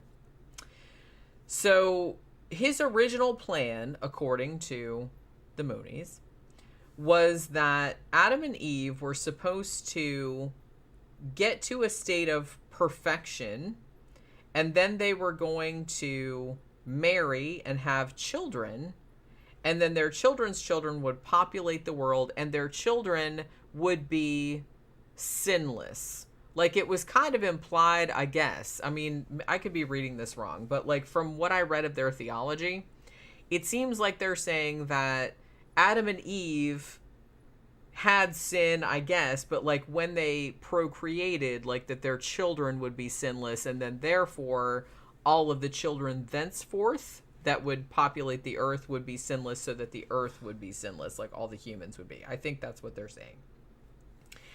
So, so that was the original plan, but that's not what happened. What happened was there was a fall of humanity, but not necessarily because of like eating the apple or the fig or whatever it is, like from the tree of knowledge. No. What happened, apparently, was that the archangel Lucifer, who God had, you know, said, hey, go look after those two, Adam and Eve. What happened was that Lucifer got jealous of God's love for Adam and had sex with Eve, either literally or figuratively. I'm not entirely sure. Like, this religious stuff is very nebulous, so I'm just saying. I don't know if he actually like fucked her like in real life, or if it was just kind of like, I don't know, or like a spiritual fucking. I don't know if it was like that.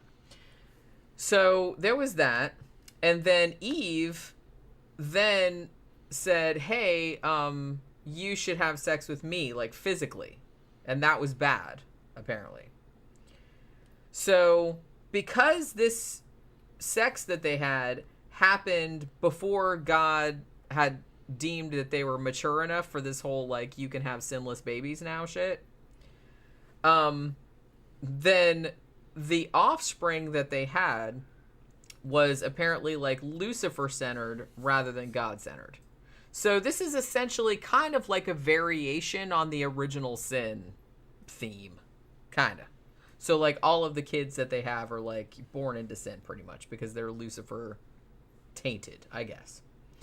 So from their point of view, they see all of history as essentially like an attempt by both God and humans to kind of get back to what God originally intended. I kind of feel like if God was God, whatever he intended, that's what would have happened. No, you're reading too much into it. Why do you always tell me that? Because the God of the Old Testament was a God that walked around a garden trying to cool off in the middle of the garden. He made Adam, and Adam is basically his gardener. All right. What you're talking about is a Middle Go Eastern. trim those hedges, man. You're talking about a Middle Eastern potentate. Yeah. Okay. I'm gonna run to the bathroom. He go ahead. No, play commercials. No, Play commercials. I'm not talking. I'm gonna sit here and talk. Yeah, you are. Okay, she's trying to get me to talk. I talk. I mean, now's the time. Now's the time actually to play commercials. I'll play it later. And basically, if you look at the Old Testament, Genesis, even actually beyond, what they're describing is a Middle Eastern potentate, somebody who would be running a city-state. He's got a garden. He's got a gardener, Adam. He walks around during the day, in the cool of the day, which I don't know when the cool of the day is, but I believe that's what it said. What else does he have? He's got hands and feet. He's got a face. He has a back and a backside, which I guess that might be the ass. It's hard to... You're talking about a giant man. That's what's being described. So, if you compared that to other religions, what you're talking about is Zeus. You're talking about the Middle Eastern or the Near Eastern version of Zeus. Now, when he creates Eve...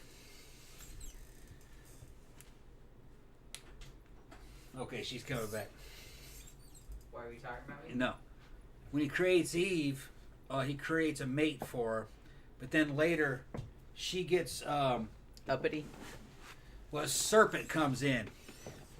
Well, yeah, everybody knows this. It's about the serpent. Now, the serpent in modern Christian mythology is always said to be Satan, and Reverend Moon's made that same mistake.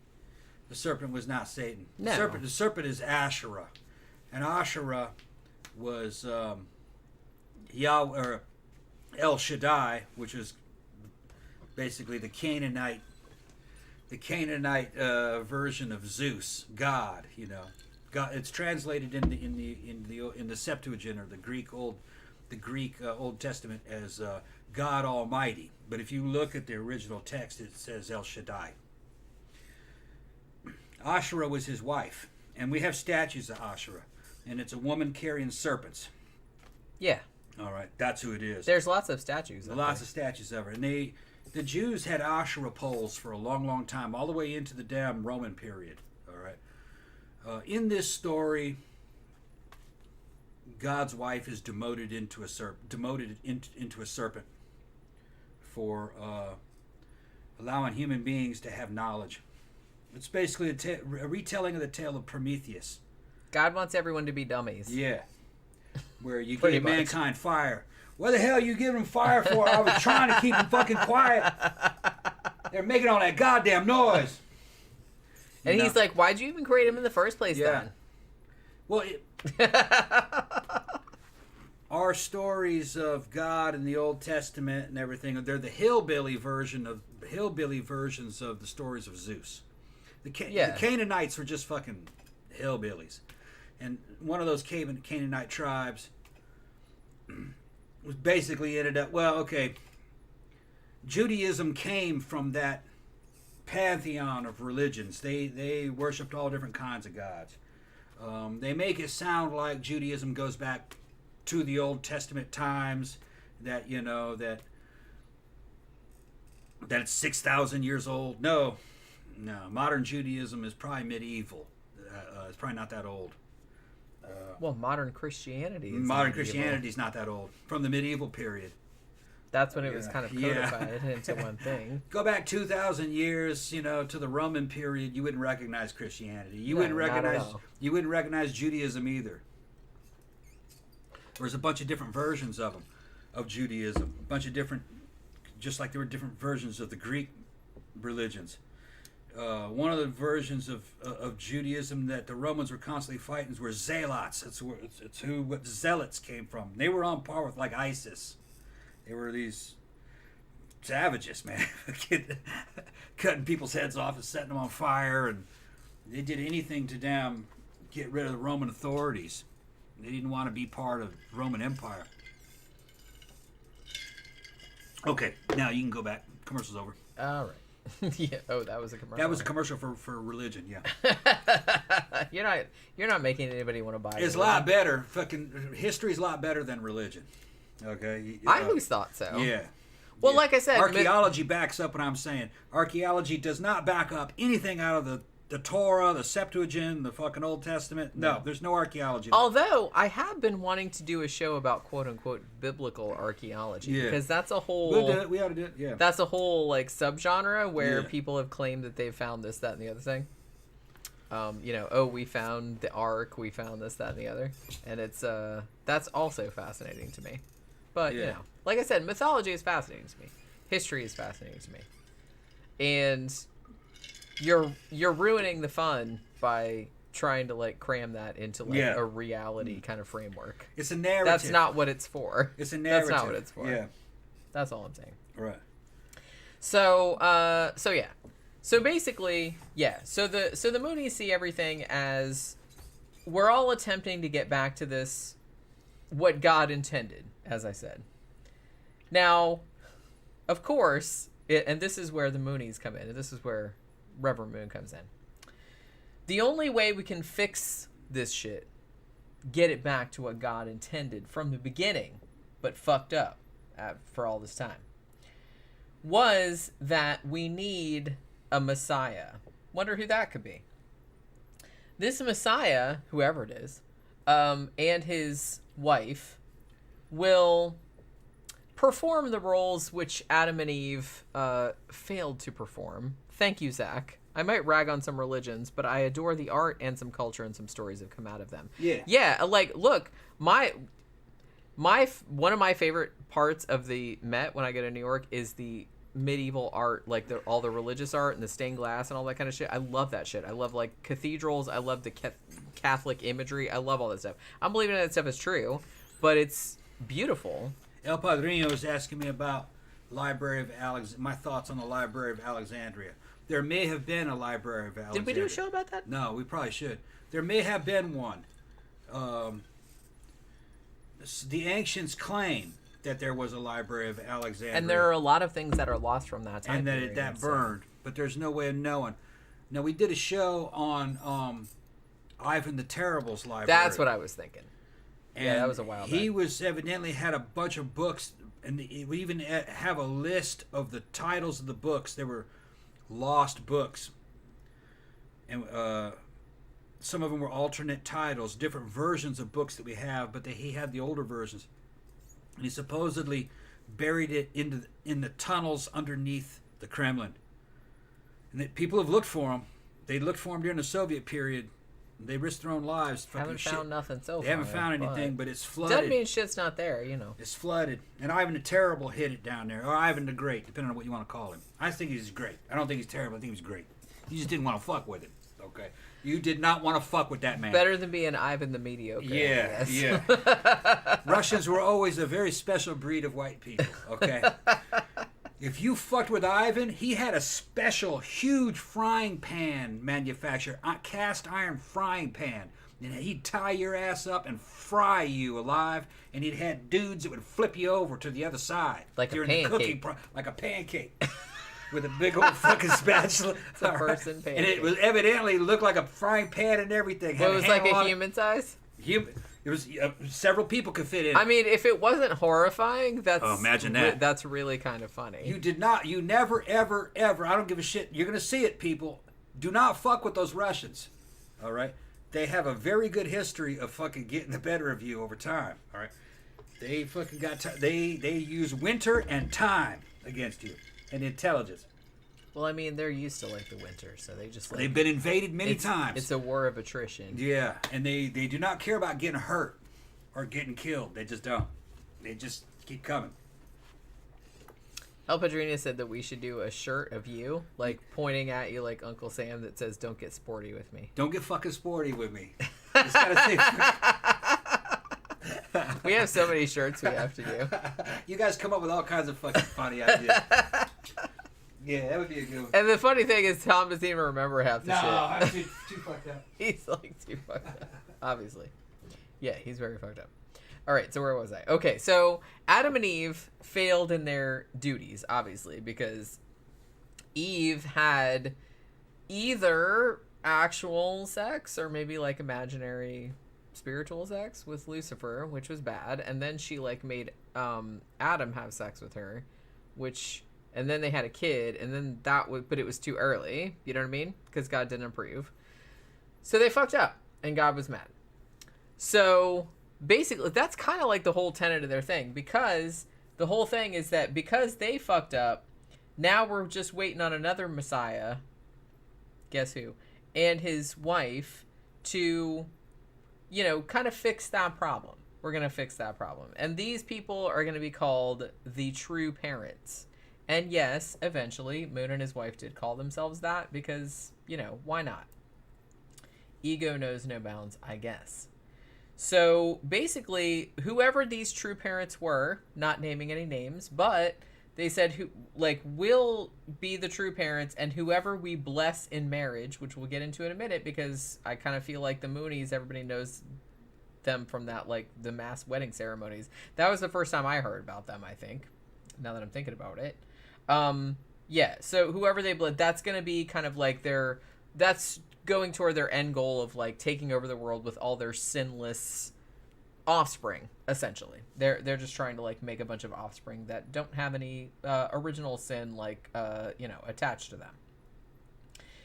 So they also have a thing where they don't think that this will be able to come about until everybody is ready for the Messiah to arrive.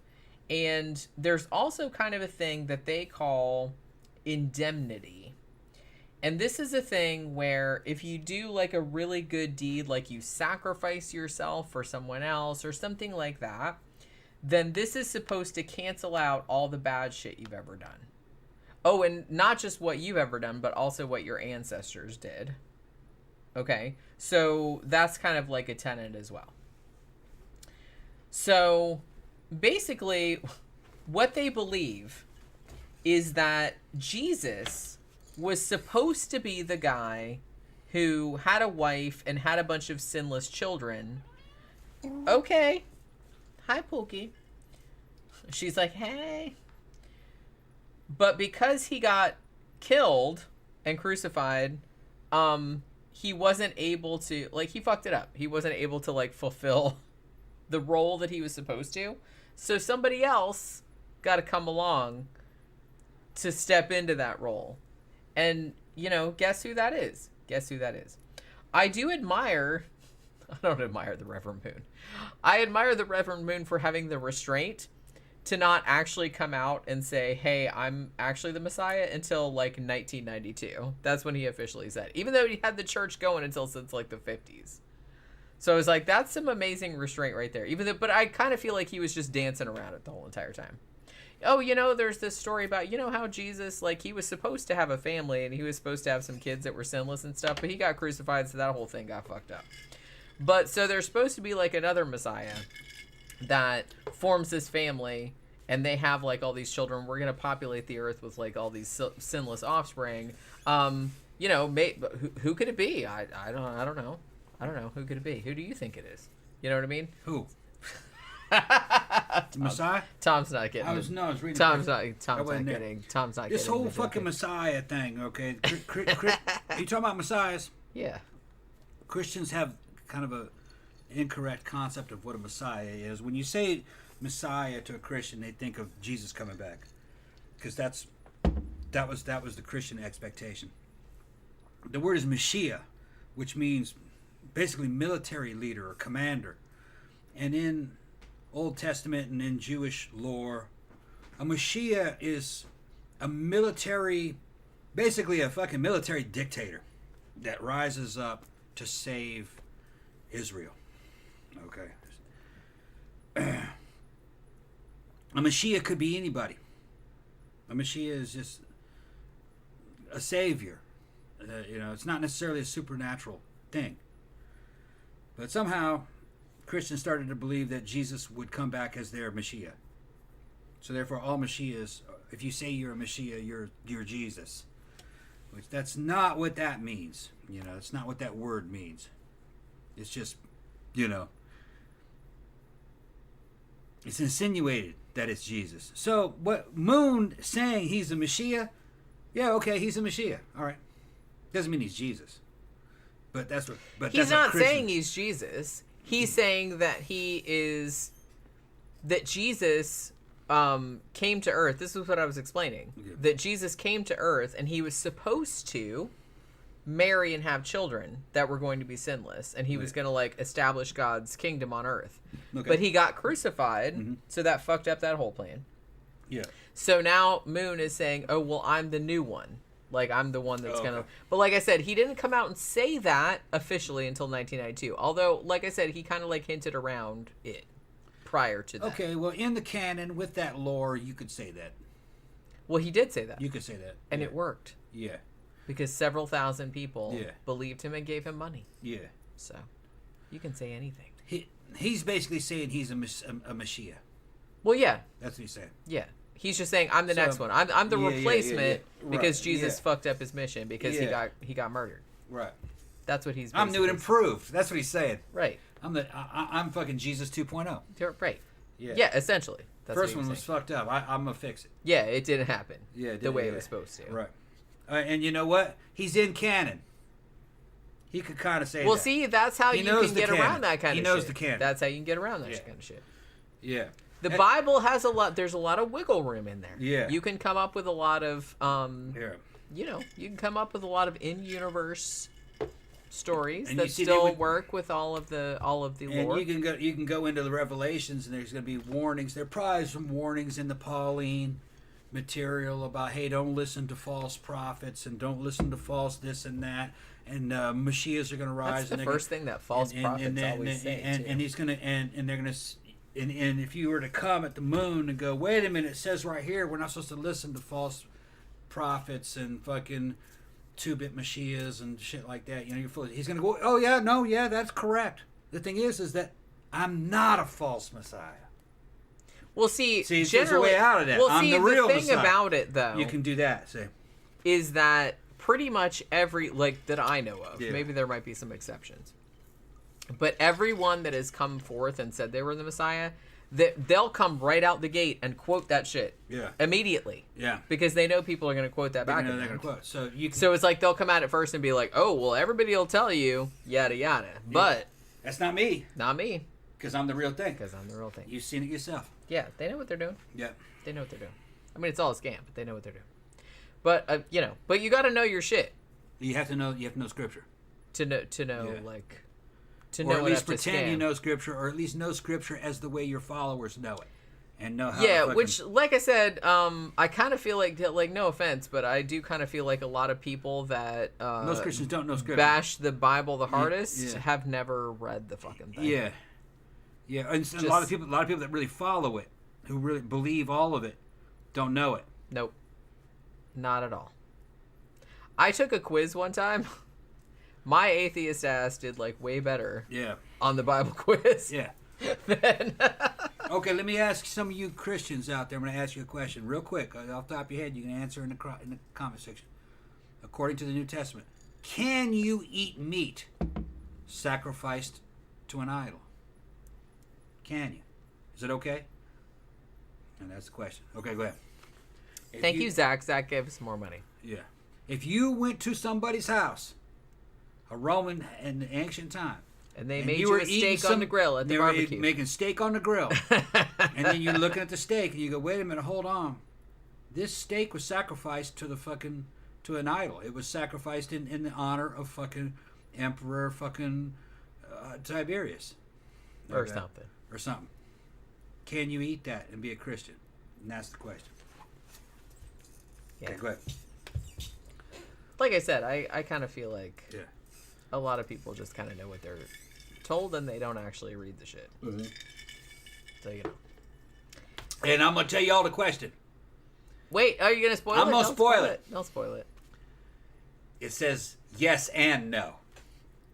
In one place Oh, in the so it's a Pauline trick material, it question. says, It's a trick it says, question. well, as long as you know that those idols are not real Well- and you're a Christian, then yeah, you can eat it. But if But God see- finds out, he's gonna fucking kill you. It says yes and no in two different places. He's going to Thor your ass like Right, a yeah. lightning bolt. Yeah, in one place it something. says, hell no, you can't eat shit fucking ordered by it. Are you crazy? And then in another place it goes, no, as long as you know that those gods aren't Why are real. you even asking that question? Yeah, yeah. Well, you can do it. Too many rules, man. Oh, hey, they're giving us more money. Is that I know, Zach? that's what I just said. What's up, Zach? Zach's breaking it off. I know, right? Okay. Thank you very You much. doing all Zach. right, Zach? What do you say? He says, I think two of my favorite things from world art and culture are Orthodox icons, yeah, and the hairstyles from African hair braiding. I have no idea why.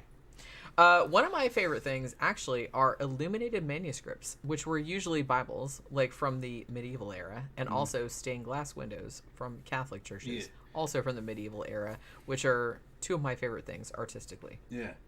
All right. Now, Sly's asking me, do you guys think that Cleopatra's grave's in that tunnel underneath the Temple of Osiris in Egypt? I would say absolutely not. No, I doubt it. No. Fucking I mean, I don't know, but I doubt it. Cleopatra was not an ancient Egyptian. She was a modern Egyptian during the Roman period. All that stuff is fucking thousands of years, 1,000, 2,000 years older than By the time Cleopatra was around, that shit was already 2,000 years old at least. Okay. Which is crazy to She had think nothing to do about. with that. That's Yeah. crazy to think. Okay. Cleopatra was also not Egyptian.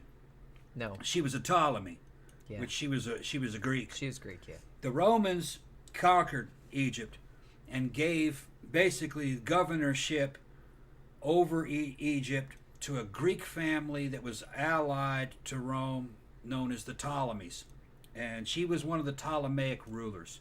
She did have some Egyptian blood in her, but she was Greek. She did sport some of the Egyptian motifs and clothings and her ways, but she was a Greek. She was the foreign ruler in charge of Egypt, and probably not all that good looking. Well, they do have coins of her face, and yeah, she's a little bit of a butterface. A little bit. Well, I mean, I don't know if like the people that made the coins didn't like her, so they made her look uglier than normal, but she's a little bit of a butterface, just saying. Caesar, what is his name? First main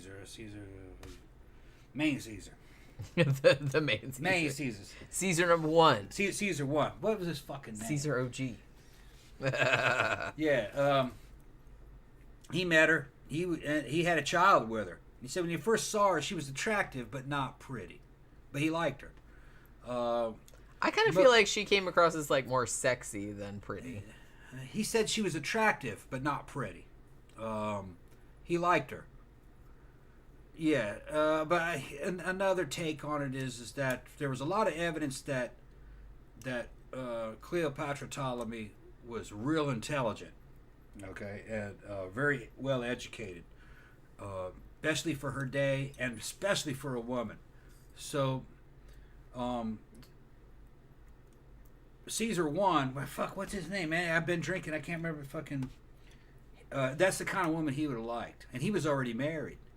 People back in fucking Rome were pissed that he was fucking around on his wife. I think her name was Julia. Had a child with her and everything, and that kind of fucking led to fucking Julius. Excuse me, Julius.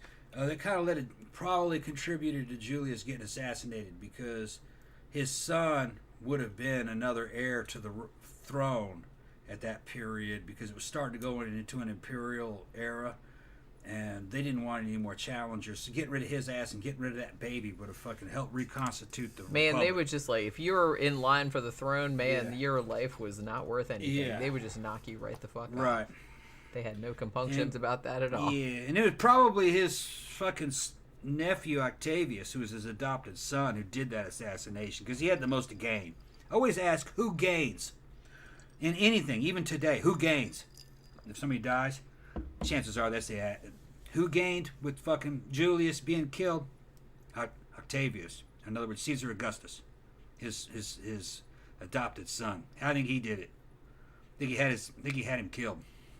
Yeah, I mean, that doesn't always mean that somebody had somebody assassinated, but in those situations, probably, yeah. And then the first thing he does is goes on a rampage and wipes out anyone who is a suspected enemy, avenging his father or his adopted father. Well, shit, man, you could accuse a lot of fucking potential enemies of that, so you could just clean you can house. wipe out everybody. And then he declares himself imperator, emperor. All right. So yeah, that was Octavian that did that shit. Convenient. Yeah. Because I mean, transparent. Yeah, because Julius wasn't an emperor. He was dictator. No, he said he was dictator for life. He was trying to reestablish the republic because it was fucked up.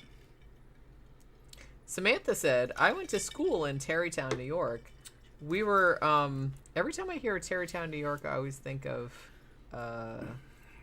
Legend of Sleepy Hollow. Yeah. We were a Catholic college. We were told to stay clear of the Moonies. I mean, really, like, realistically, everyone should steer clear of the Moonies. And, like any cult, please don't join a cult, you guys. Seriously. Where was I? Okay. So, 1992, Moon finally comes out and says what everyone had suspected all along. Him and his wife are the true parents of all humanity. Who knew? He was our parents the whole time. Now, so basically, what happens after that? Now, after he announced that, was that he came out in 1993 and said, oh, by the way, like, not only are me and my wife, like, the true parents, but we've also established the first true family, which at that point was him and his wife and his children had children, so his grandchildren as well. And that the world had entered into what he called the completed testament age. Like, they got past that point, I guess. They did that achievement, and they were moving on to the next achievement, I guess. So a couple years later, he establishes this new thing, which is called Hoondak Hay, and they would kind of like read passages from his speeches. So I kind of feel like prior to that, he was kind of like going biblical, but like, I don't know, like extra biblical. But after this point, he's just like, fuck it. Now everybody's just gonna like read my words, and I'm the God now. I kind of feel like he went that direction, like as they usually do. So, so basically, yeah. So 2004, he actually announced what they used to call the era before heaven is now the era after the coming of heaven. So he's basically saying, well, our family came and we established all this shit. You're welcome. So now, like, heaven's already here, essentially, was what he was kind of going for. Also, like I said, I kind of feel like most people, and this is where I kind of heard about them first as well, but they're marriage ceremonies. So this is where, because there was a big one in the late 70s or the early 80s that was a few thousand. I remember it was like all over the media, and I remember like a lot of people talking about the Moonies at that time, because everybody associated Moonies with like these mass weddings. Now, technically, they weren't mass weddings because some of those people were married already, or it wasn't like a legally binding It was ceremony. ceremonial. It was just ceremonial. So they usually called it the blessing. But what they would usually do, and like I said, they Moon was very into arranged marriages. He did not believe in romantic love. He did not believe in people choosing their own mates. He basically would match, and I think they still do it online nowadays. Please, correct me if I'm wrong, but I think they even have an online thing where like they match you with if you're a member. They issue you some shit. Yeah, like they don't give a shit if you don't know that person or not. It's all gonna work out. It's all gonna work out in the end. Yeah, it's all.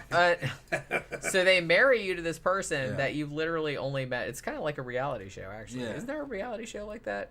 Like Married After 3 Days or some shit. I kind of feel like there's a reality show like that. But so they do some shit like that. And then in some situations, I think they tell you got to be celibate for like 40 days. Okay. And then you can start fucking and then like produce some like sinless children. You know what I'm saying? I don't know. It's children without sin.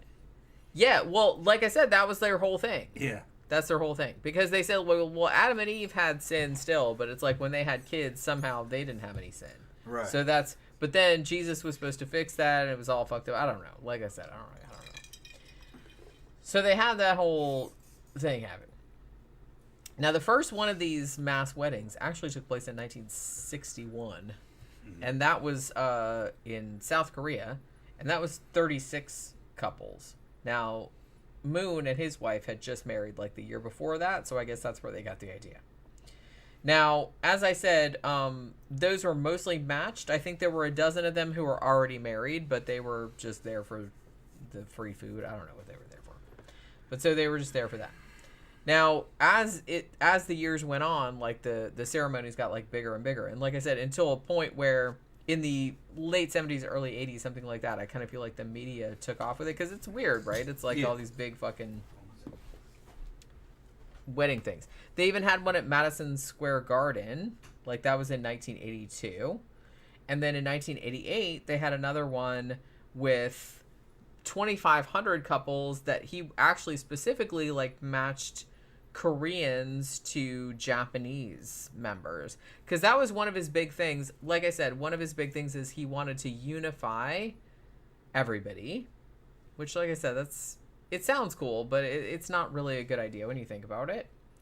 So he was trying to do like cross cultural and like cross racial kind of things because he wanted everybody to believe the same thing. So he would take cultures that were traditionally enemies and he would like put them together. So he would do that kind of thing too, to get like unity between the nations. So, you know, so there was that too. Now, the thing about it, as I said, I kind of feel like this whole emphasis on marriage is because their whole thing is very, very oriented toward the family and how Moon and his wife are supposedly like the true parents of all humankind, and their children are supposedly like without sin, and like, you know, just by extension, like whoever they give their blessing to is also without sin. There was actually, as recently as 2009, there was actually a one of these mass blessings that was 20,000 couples. So there's that. So as I mentioned, they're very, very, in their, you know, views of marriage, and their views of gender politics, and their views of, you know, sexual anything, they're very, very, very conservative. They believe in sexual abstinence until marriage. And, you know, they don't believe in cheating on your wives, even though obviously Moon did that, because of course he did. Because, you know, that's one thing. They're always talking about it like, so, oh, well, I don't believe that you should, like, cheat on your spouse and blah, blah, blah. And meanwhile, they're fucking everything that moves, because that's essentially what they do. That's one of the things that happens in cults. Well, yeah, and Sex it power. happened in this one as well. Sex, power, and money move to the forefront. Also, like I mentioned earlier, it will not surprise anyone to know that this cult is massively homophobic. They do not, they have called gay people dirty, dung-eating dogs, and hoping that God will be eliminated, gays will be eliminated and purged on God's orders. So, you know, that's always And there's probably all kinds of gay people in there. That's always nice. Yeah. I hope not. Probably all kinds of gay people in there. I hope not. But if they do, if you are, they hate you. So get the fuck out of there. They probably can't get out. They're Well, believers. that's what I mean. They It's like believe that's... That's the Well, thing. and the thing about it, and this makes me sad about Scientology too, because it's like, obviously, like I said, nowadays, I kind of feel like you have to have like been living under a rock. Like, you know, no offense, but it's like you have to have been living under a rock to like join Scientology, like as a functioning adult. But I feel bad for people that were raised in it.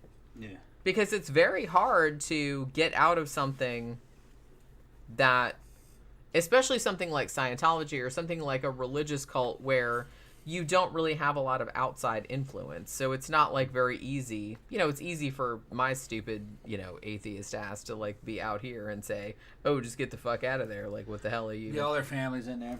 But yeah, but it's like, you know, your whole entire family is in there. Like, your whole entire childhood is tied up with this belief system, and it's like really hard for you to get past that. Like, I get that. Then there's situations where you got gay people who are believers who join that stuff. They're kind of like a pray the gay away kind of thing. Well, if I go in there, then I won't be gay. Just like that movie we saw. Remember the Pray the Gay Away movie? That was a good movie we saw. It was, yeah. The dude doing the gay conversion therapy in the church was gay. Yeah. I kind of feel like that happens a lot. Well, because anybody... Yeah. Here's what I... Like, not always, but I kind of feel like a lot of times, anybody that worries that much about other people's sexuality... Yeah, you're in conflict about your own. I mean, yeah. And that was a true story. Why would you care that much? Do you remember the name? That was one of the best movies of the year. It was called Boy... and it just came and went. Nobody even noticed it. It was a good movie. It was called Boy something. Boy, it's not, yeah. Shit. Yeah, we saw it in the theater. Saw it in the Nicole theater. Kidman was in it. Yeah. It was really good. I liked it a lot. And I never even I'll heard remember it in mentioned a second. I'll remember it in a It's second. just cheap kind of little movie. And It was a little indie movie. yeah, about they send the kid to the gay, pray the gay way class. Those are horrifying. I can't imagine. I can't imagine, like, because my parents weren't like that at all. But it's like, if they had, like, sent me to some shit like that, holy crap. It wasn't horrifying. They didn't hurt him or kill him or anything. No, They but was it's just- like, still. They were just trying to pray the gay away. And fucking all kinds of fucking... It doesn't have to be physically abusive. It could be emotionally abusive. The movie's fucking funny. Especially see the if fucking you're... movie. Especially at a See the fucking fucking movie. vulnerable age like Yeah. that. Because to be honest, when you're a kid, being told that you suck and like everything that you like and care about is wrong, and it's just like that. I mean, that really fucks you up, and it fucks you up for a long time. Like, it's hard for a lot of people to get over that. I don't really remember them telling him that. I just remember they were just doing a lot of praying and then about sin. But then as the movie unfolds and towards the end of it, his parents were good to him. His parents were good to him. And when the movie ends, it's this true story. You know, the guy who went through it wrote the movie. They give like an update of all the characters, and it turns out at the end, the dude that was running the fucking Pray the Gay Way fucking course for the church just came out as gay. He's like, yeah, he's gay. I think in the theater, I was like, ooh, shocker. Yeah. I was not surprised. We're like, yeah, of course. Because, like I said, any motherfucker that cares that much about who somebody else is fucking, yeah. Like, you know, you got to question. Why do you care so much about other people's sexuality? He wasn't mean though. He was just he was nice. Was conflicted. He was just conflicted. He was trying to cure. He was trying to cure him. And I get that it was just a bunch of misdirected people. You know what they say: the road to hell is paved with good intentions. Yeah, it's just everybody in them. All the characters, they were good people. They were just misguided. They were misguided about what the fuck they were doing. They were believing in things that weren't true. And, right. They're misguided. Fucking jumping to the conclusion, making a big deal out of nothing, that kind of thing too. Yeah, just making too much out of nothing. Big time. Yeah, which religious families do that. They fucking won't let you listen to Judas Priest and shit. That's what I'm saying. They're not gonna let you listen to Iron Maiden. They're not gonna let you listen. You know, I couldn't imagine. They're gonna make a big deal out of that. I can't imagine. Yeah. I don't know. That whole mindset is just so fucking alien to me. Well, they're worried about what was something that was written in Scripture. Yeah. And they don't even really understand what was written or the context, so they're just worried about it. Yeah, that's what I'm saying. They're afraid to burn. Well, they're not. I mean, they're low information. Yeah. People. No offense, but they're very low information. You know? And they're driven a lot by fear as well. I kind of feel like people like that are just driven by, like, they're just afraid of everything. They're afraid of something that's different from them. Yeah. And I don't know. I'm not like that, and I don't get it, and it's just, I don't know.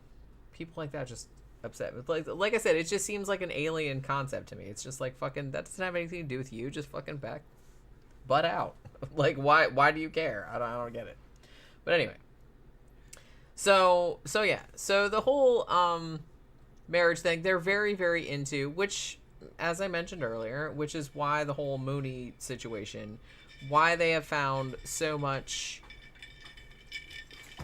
Honestly, a lot of the stuff, you know how we did the show about the Satanic Panic and like that whole thing where like the 80s, like all these like super like conservative like church groups were all just like, oh, satanic everything. Yeah.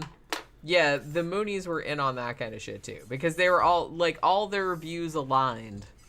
They were very, very much a very classic, even though behind the scenes all kind of shit was going on. Like Reverend Moon was like fucking all kinds of people and like justifying it, and then just like his sons were like beating up their wives and doing drugs and running around shit like that. But they were doing the same kind of shit that a lot of, you know, fundy Christians did like in the 80s here too as well. They were just kind of like, oh, we're the perfect family unit. They were doing this going back to the fucking 50s. I just put that shit on human behavior. People want to be respected. They want to do what they think is right. It's another term of virtue signaling, and Christians love to virtue signal, just like I guess everybody else does. And some of the early church fathers and some of the saints and shit, some of that stuff, they're virtue signaling as hell. St. Thomas Aquinas. His writings, if you actually kind of look at him, his church instructions, I mean, that sounds awful gay. It just sounds awful gay to me. It's just, you know, don't have anything to do with women. Don't have anything to do with sex. Don't. These are gay dudes cloistering themselves away. With other dudes, and then justifying themselves like it's purity. Yeah, and they've got to be pure. Which, you come on, man. You want to, like, you know, don't think about this and that. Just bust out, This man. is just be what you're like. I think that's old school. If you ask me, that was just old school gay. You know, fucking trying. Because you couldn't say that. Couldn't come out and say it. Yeah. You couldn't say that. Right. So, which is another thing that's much better about nowadays, because now everybody can just be like, just whatever. Yeah. Just, okay, no one's going to complain. I don't think the church was 100%. It wasn't really like anti-gay in the way that people think, because I think a lot of the church was actually produced by gay dudes. The artwork and some of that, especially the Renaissance period. No, it was gay dudes, man, running that church. Well, Look at those like statues, I said, man. Well, like I That's said, homoerotic art. the best art and entertainment and Yeah. stuff like that is pretty, not just by gay, but just by weirdos in general. Yeah. Weirdos in general. So it's just, or people that are outside of the mainstream. Yeah. If you just let mainstream people do your art and shit like that, it'll be kind of boring. It's gonna suck. Yeah. It's gonna well, suck. it's gonna be boring. It's gonna be boring. It's gonna suck. And I think the church was partially a You creation. need weirdos like to spice shit up. Yeah. And like they knew that, but they didn't want to admit it. So it's like they had to come up with all these convoluted justifications. I'm not sure they had the cultural context. They didn't. They didn't. The dudes may have been gay and not really understood what it was that they were feeling. They were trying to holyize it and flip it around and make it into something that was acceptable to their moral system. You know what I mean? Although they must have been having sex with dudes and boys. Yeah, because well, they're keeping boys around them. Yeah. Well, it's speculated that a lot of the great artists of that time, I mean, it's been speculated about Leonardo da Vinci, Michelangelo, Caravaggio. There's a lot of homoerotic art and stuff in there. Because you couldn't show heterosexual eros. But they never explained why. They just said, well, it's wrong. So, the homosexual erotic stuff, that's right? Well, shit, now you're taking it back to the ancient Greeks. Yeah. Because that's what they believed. Well, it was classical. It was classy shit. So that's what intelligent people did. They're getting away from that dirty straight stuff that's just about sex and reproduction. This is high-minded stuff. This is about philosophy. So that's what they were talking about. I think they were just putting it in a Christian context. Yeah. So they could always find reasons for doing what. I mean, that's kind of what humans do. You have to, that's what people do, and you have to understand the context of the time. You justify like what you already want to. Right. Yeah. You already want to believe. And you have to make it acceptable within the framework that you're given. You're trying to most people, psychologically, they're trying to paint themselves in the best possible light. So whatever it is that you think, even if you know like what you're doing or saying or whatever is shitty, you're going to try and like justify it somehow. Unless you're a total sociopath. But most people will try to justify it or find like an excuse for it. So I kind of feel like that's why. And in the context of the time, because being gay was not acceptable and it wasn't really like widely understood, so they had to come up with some convoluted explanation. I think it depended on the period, though. It did, though. It did. Because I think in the Renaissance period, I think it was open for a while, especially amongst rich people. I don't know about open, but it didn't seem it was like an open secret. Yeah, let's call it that. They weren't it was taking like an any open action secret. against that. That was depending. If you had money, right? But that's kind of always been the case. Right. Yeah, right. If you had money, you could kind of get away with anything. Yeah. Because people are like, "What? We're just being." Yeah, at the forefront of culture. We're not doing anything crazy. Yeah, it's always been like that. If you were poor, fuck you. You know, if you were doing that shit, then it was like, then you're gonna get in trouble. But rich people could get away with anything as usual. Especially if they were nobility. Sure. Or royals. And that's been true like throughout history. Yeah. Rules only applied to poor people. Yeah. Laws and rules. To the hoi polloi. Yeah. Keeping them bitches in line.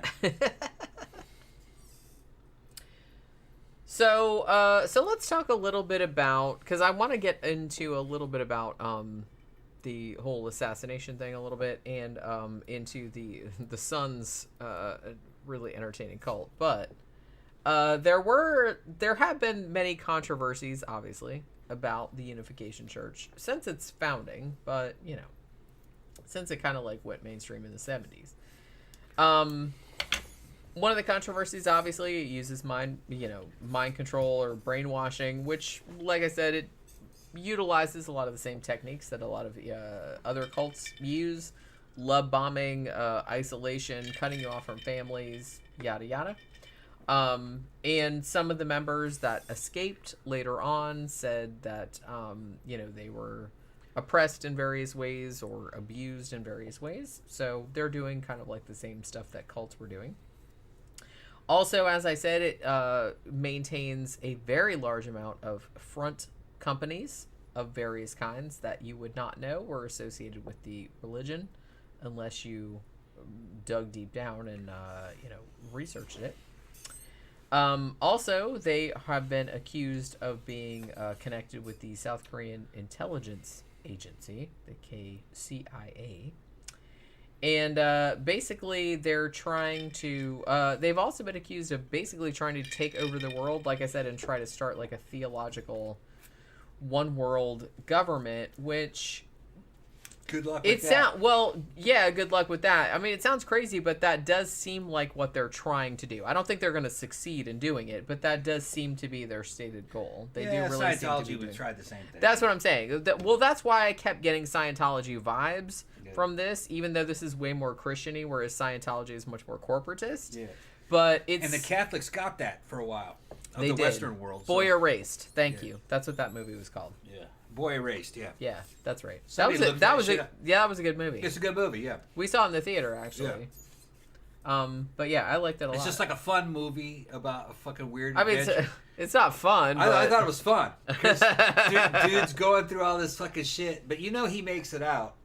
It's not, they didn't do anything that bad. They didn't do anything bad to him. It was just a bunch of bullshit they put him through. I liked it. I thought it was a good movie. I did too. I was entertained. I did too. I was laughing the whole time. Fucking the church. At the ridiculous the shit the church people were doing. I was like, what the fuck? But the thing, like I said, the thing about it though is that I didn't grow up like this, but to me it always just seemed like I would have been like really offended if my parents had like sent me off to like some camp that it's like, hey, we reject everything that you stand for, and we're just gonna send you this weird camp that's gonna like, even if they don't beat you up or anything, they're just gonna like negate your entire like fucking personhood. And I was just like, yeah, I don't like that. Well, I don't think your sexuality is your whole personhood. I'm using that as like a fucking example. What it really was is that they thought they found out the kid was gay. They thought that was a problem. They thought they could fix it. So they sent him to a camp. So they sent him to a Pray the Gateway camp run by gay people.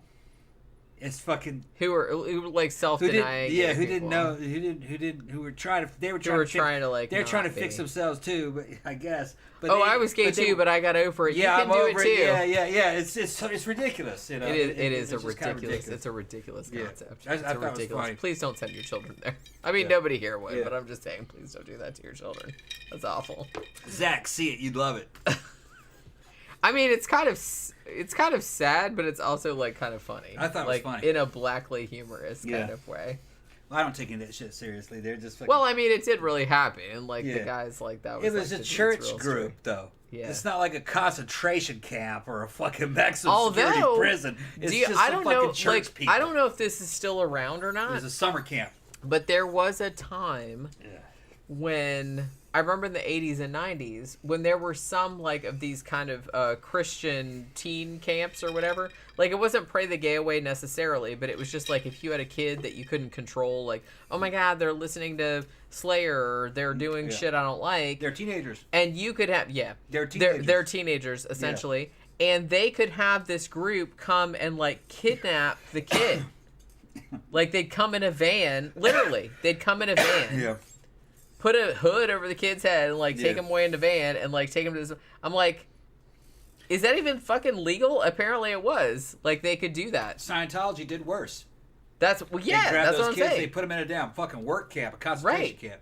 They'd have them there for fucking years, cutting logs and shit like that. Yeah, cutting logs and seriously, there's a great book, you guys. There's a great book, you guys. Yeah. Talk about Scientology. That's called Beyond Belief. Yeah. And it was written by the niece of David Miscavige, who was born in Scientology. And she tells some fucking... I seriously, like, I teared up reading that book. I have it somewhere. It's in my shelf somewhere. That was a fucking horrifying... And I even knew, like, a lot of the shit that Scientology was doing. And that just like, oh, man. What a fucking bummer. Jesus Christ. Boy Erased. That's right. 2018. That's right. Yeah. Yeah, I actually want to see that one again now. Yeah, that was good. Yeah, that was I liked it.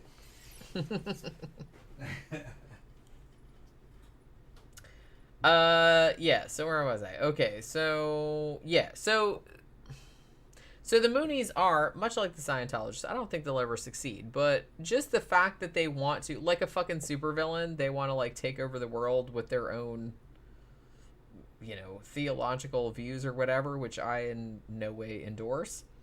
So they want to do that. And also, I should note, too, that they've gotten in trouble with various tax laws and stuff, because, of course, they don't pay fucking taxes. You know they don't. So, 1982, matter of fact, Moon got convicted of conspiracy to evade taxes, and he actually got sentenced to 18 months in prison, and he actually served 13 months in prison for tax evasion because of like I think it was like $162,000 or something like that he didn't like pay taxes on, that he didn't report or something like that. Also, they tried to pull some Jim Jones shit where they were trying to start a big community down in South America and ended up buying some land that belonged to some indigenous people, and he kind of like fucked over the indigenous people that were like farming on that land. It was like a whole thing. So there was that as well. Like I said, not a great fucking look, kind of say. Now, as I mentioned before, even though Moon and his wife said they were, and his children, they had 13 or 14, I can't remember, but it was 13 or 14 kids. And they were supposedly the true family. They were like the ideal or whatever. Even though they were portraying that image to the world, obviously, you know, there was some shady shit going on behind the scenes, because there always is whenever you have something like a facade like that. So one of the members, who had been in for like a long time, he wrote a book in 1993. And he said basically that the Reverend Moon had basically, he's like, yeah, well, I have this family with my wife and 13 or 14 kids, however many fucking kids he had. It was a lot. He was like, I need to contribute to what he called the sexual restoration of the world by, of course, having sex with other women. And then all the other women that he had sex with, they would have to like pass on the restorative sex to 6 men each. I think that's how that math goes. I don't know. So that's kind of like the arithmetic that he had going there. So there was that. Also, as I mentioned earlier, one of the women in 1998 who had been married to the Reverend Moon's eldest son, she came out, she left the cult, and she came out and she said her husband was a drug addict, like on fucking coke and all this other kind of stuff, and had also fucked around on her, like just fucked everything that moved, and beat her up while she was pregnant. So there's that. Also said that Reverend Moon had several illegitimate children, and basically that like a bunch of their kids had like gotten the fuck out of the cult because they just weren't having it, or either that or they were like super party kids, much unlike the image that they were trying to portray like in the media. So there was that. So a lot of people kind of came out afterward. I kind of feel like there hasn't been anything as high profile as people coming out of Scientology and like saying what all the crazy shit they were doing, but you know what? Oh, and evidently some heavy shit's happening inside Scientology right now. Like what? David Miscavige and fucking shit happening down in Clearwater, legal problems, and it could be that Scientology doesn't have much time left. I think, you know, they're not growing, you know. Well, I kind of feel They're like shrinking. the Moonies aren't either. Like I said, I kind of feel like the internet, even though people could say, like, you know, the internet is also complicit in, like, propagating a lot of, you know, stupid, like, fucking misinformation and stuff like that. Yeah, that happens too. But in a lot of ways, I feel like cults and this kind of belief system, I don't know if it's ever going to die completely because humans are humans, but you can't approach it the same way as you used to be able to back in the old days because people aren't going to fall for it anymore. I think cults are going to evolve into other things. Well, they probably will. They'll have to adapt. And I don't think they won't look like religious groups. It'll be like philosophies and political ideas, I think. Because they're not making claims. They're not making supernatural claims. So it's a lot easier to get a hold of people like that. People have religious instincts. They need something to do with them. So if they're not in some kind of a God-based religion, they'll jump into a damn political-based religion or a philosophy of some sort, and then you can make money off of them that way, or use them as political armies. I mean, shit. It's just, look at history, just the way it is. You're never going to change human nature. And the same thing with bad information.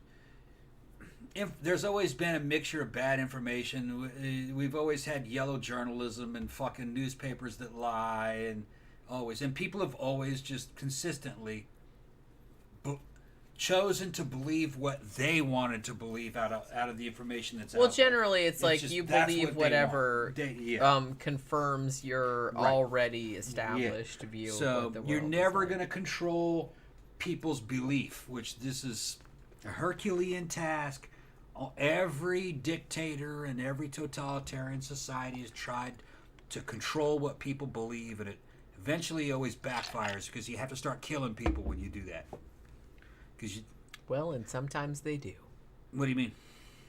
No, you have. Yeah. No, I just said like the regime. Yeah. Well, they eventually get to that. Right. You don't believe what we believe, so because we have to kill you. Because that's the only way that. That's how you. And then that comes back on them. Then that regime fails. Because you can't run a regime like that, not for long. So you just have to let people believe whatever they want to believe. If you don't like it, then just opt out. Because this is the world. This is the way life is. And if you don't like it, then you can leave. We're all going to leave anyway. All right. I mean, the thing about it is that I don't really have a problem with people believing what they want to believe. It's just that when their beliefs cause them to do fucked up shit, then you got to worry. That's the world. But while it's still in their brains, then I don't give a shit about it. Yeah. Well, that's the world, though. Well, duh, I know that. I mean, you're sitting there believing what you want to believe, and Temujin and the Mongolian horde come and just totally fucking rape, pillage, and kill everybody in your town. You know what I mean? That's just because they believed what they believed, and that's just been that way since the beginning. Yeah, but that's exactly what I just said. Yeah. When your beliefs cause you to do fucked up shit to other people, then we're gonna have a problem. Yeah, there'd be a problem. As long as it's still in your brain, right, then no one's gonna have a problem with it. Yeah, depends on what your point of view, because those guys didn't care that you had a problem with it. They killed you and then replaced you with one of their own.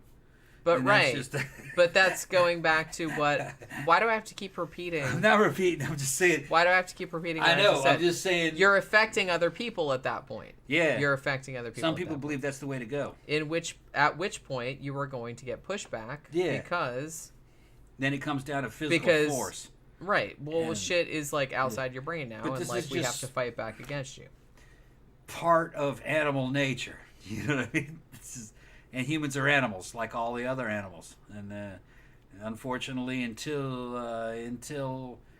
we're all dead, or human beings have now become something that is now a cyborg in some kind of a fucking, metaverse, then that's the way people are going to be, because you just got to look at history, and I don't think the future is going to be any different from history, because I haven't seen anything different in modern people versus ancient people, other than the technology, and I don't know how sustainable that is, because that requires a sophisticated supply chain system that is not really, it might not be sustainable long term. So, all right. So, Unification Church in 2000, they were actually one of the co-sponsors of the Million Family March in D.C., along with the Nation of Islam. So there was that. May 2002, federal police in Brazil had a bunch of raids on a lot of their front organizations that were linked to Sun Myung Moon because he was still alive at that point. In Brazil. Yeah. They were doing a whole investigation into the cult because of tax evasion, which, like I said, he got arrested here for that, and immigration violations by church members, so there was that as well. He must have been sending Korean Also, women he supported the government of Argentina during the Falklands War, so that was something else that they took issue with. In 2003, Moon also started his Tear Down the Cross campaign. So this, I guess he started this because he thought, and this is kind of funny because I kind of feel like a lot of comedians have brought this up, but it's like, you know, if Jesus actually did come back like one of these days, he's like, the last thing he'd want to see is a fucking cross. He's like, hey, I died on that shit. That shit's not funny. So I guess Moon took that like seriously. So he wanted to go around and tear down crosses and replace them with crowns because he was like, yeah, Jesus would come back and not want to see the crosses. So he got some like traction with that. He got some media attention with that. So there was that. April 2008, Moon was 88 years old, and he actually appointed his youngest son, whose name was Myung Moon, to be the new leader of the Unification Church and the worldwide leader. That same year, it should be said, Myung Moon, the youngest son, who is known as Reverend Sean, he actually got a huge amount of media attention because he had one of those big like blessing marriage ceremonies in which everyone was encouraged to bring AR-15s. And also, everywhere he goes, he wears a gold crown made of bullets. So What's the symbolism? He took a tiny passage in the Bible that said something about Jesus with an iron rod. Yeah. And he literally, he's a crazy person. He literally interpreted that to mean that Jesus, thousands of years ago, had an AR-15. Oh, stop it. He does. They didn't have that. Yeah. Well, duh. I know that. Yeah. He apparently does not. For one, AR-15 isn't really made of iron, is it? It's made of aluminum. Aluminum and steel. So yeah. So that's just dumb from the outset. He's thinking whoever wrote the Bible predicted, the advent of firearms.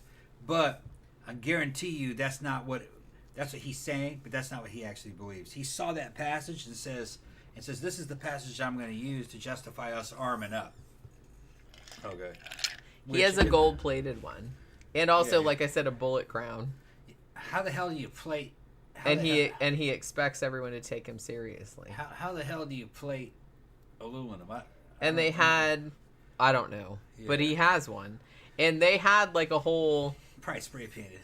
Probably. Yeah. It probably is. No, you went to like fucking Home Depot. Spray painted. Like what? Like spray painted in gold. You can anodize the thing about it is that the church that he started, because of the beliefs behind it, it got a lot of traction in, let's call it, America's heartland, and I don't think that people knew that it was the Moonies. Okay, now what's this guy's name again? Sean? No. Well, he's just called Reverend Sean, but his name is Myung Moon. Yeah. He has a thing called how many Iron Rod Ministries. Iron Rod Ministries. And they have, I saw there's a Vice documentary on YouTube, but there's like a bunch of other stuff about this where like a bunch of people show up. He can't have that many people.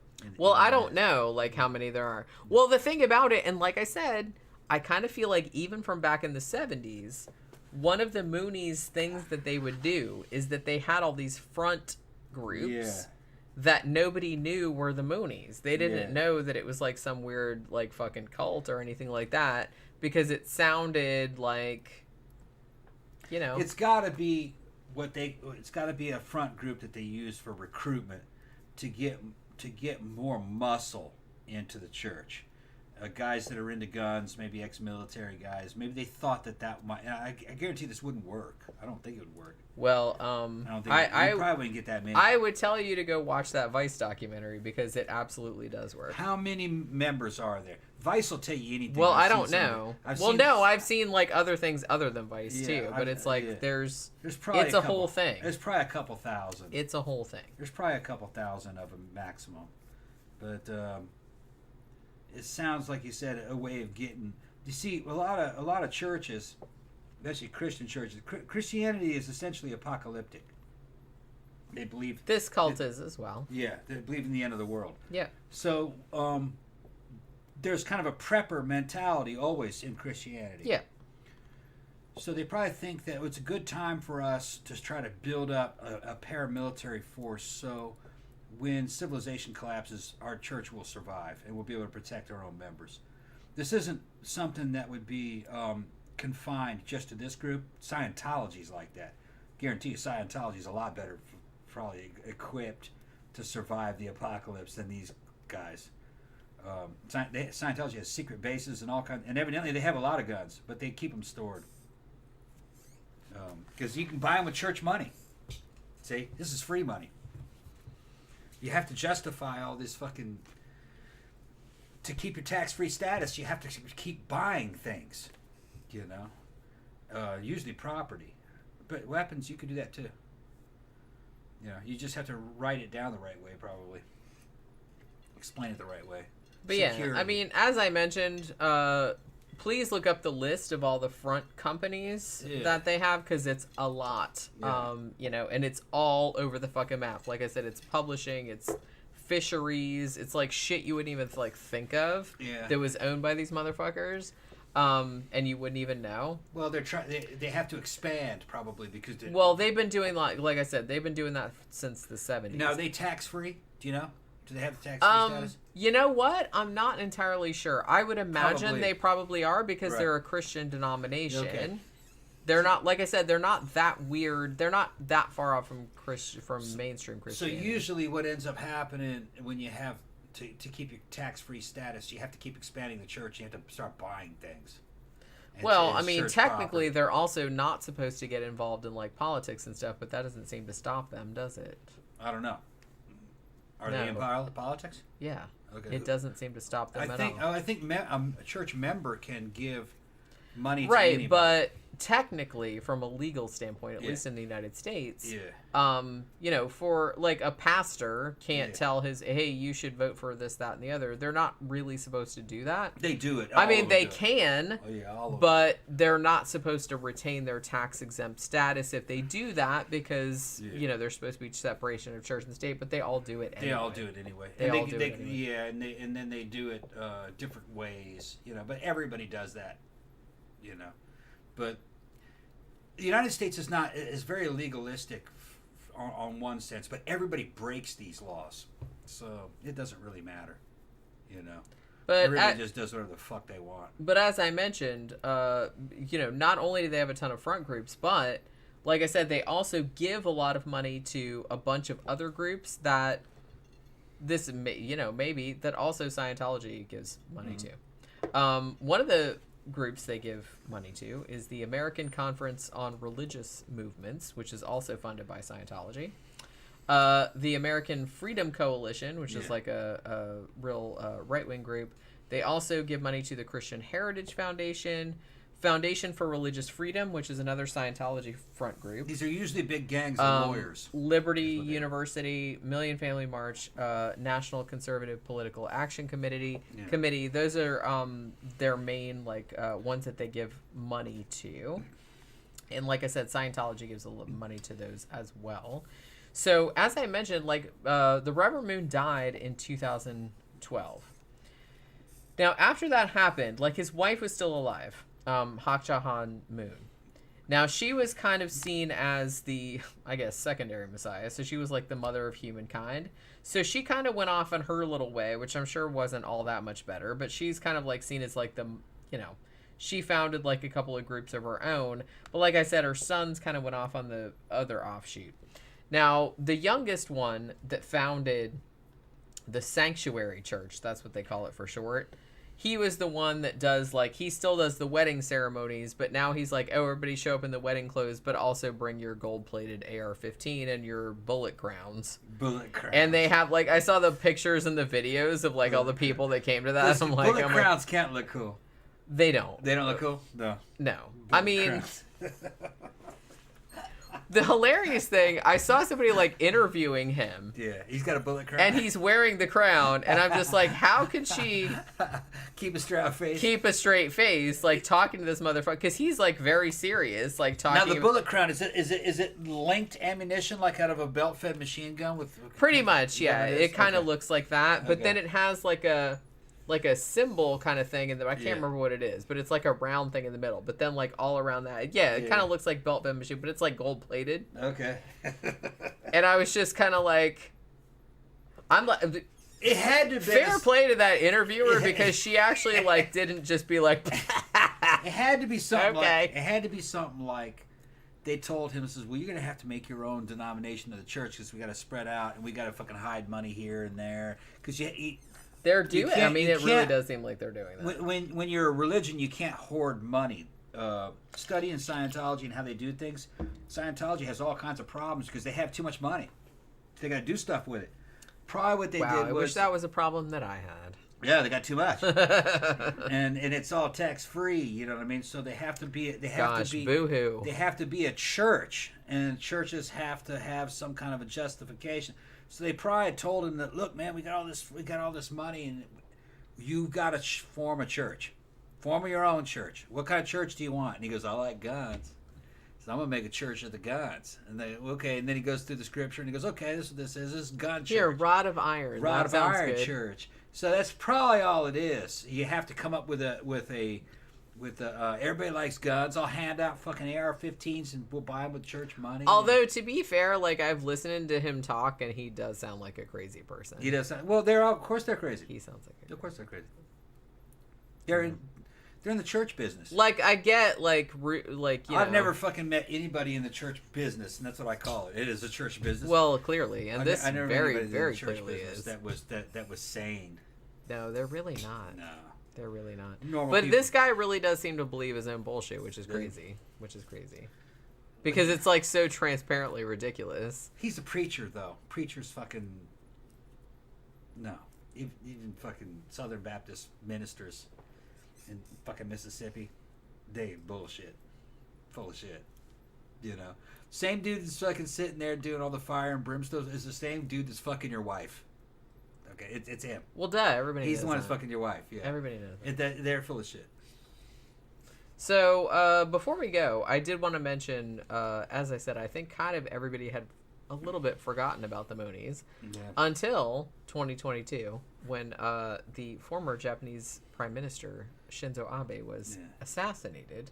And the guy that assassinated him, whose name was Tetsuya Yamagami, actually he said that he assassinated him because Abe was kind of like friendly to the Unification Church, and he was saying that his mom, like the assassin's mom, actually was forced to make a big donation to the church because she had joined in 1998, and she sold a bunch of the land that she inherited from her dad, and the house where, you know, he lived when he was growing up, like as a kid. And she donated like $720,000 to the Unification Church back then, and like the family went into bankruptcy. And so he was a little bit pissed about that. That sounds awful convoluted. So what a convoluted reason. Well, he was he was actually he was planning on shooting the guy who was the head of the church at the time. Oh, okay. And the former prime minister, because he'd been friendly to the church too, but he didn't get around to the second guy. You know what I mean? Yeah. He just like shot the first guy. Yeah. So I think, well, I'm just saying that he made a homemade pipe gun. I brought that. Yeah, he made a gun. But he I brought that up because that kind of like brought the Moonies like back into the media again, because I feel like even though they've been working behind the scenes this whole fucking time, because like I said, they got all kind of like political influence and all kind of little companies going on back there that people don't know about, but they had kind of like fallen out of prominence, like until that assassination happened, and then everybody like started talking about them again. You know what I mean? Like in 2022.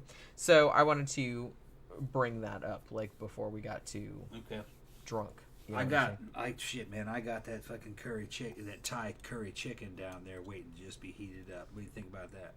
I think that's a good idea. We should probably do that. Got the rice made. We should and everything. probably do that. Okay. So I think this came out to be like a good show, right? Yeah, decent show. Did you guys enjoy the show? I know, I'm getting hungry. Okay, I'll make something to eat. Go ahead and shut it down. All right, so we will be back on Friday evening for our Sidetracked show. So hopefully you can come by and see us then. Thank you, everybody, for coming by and listening to us chit-chat. Thank you for all your super chats. Thank you for your continued support. You guys are awesome. And we'll see you again Friday evening. Good night.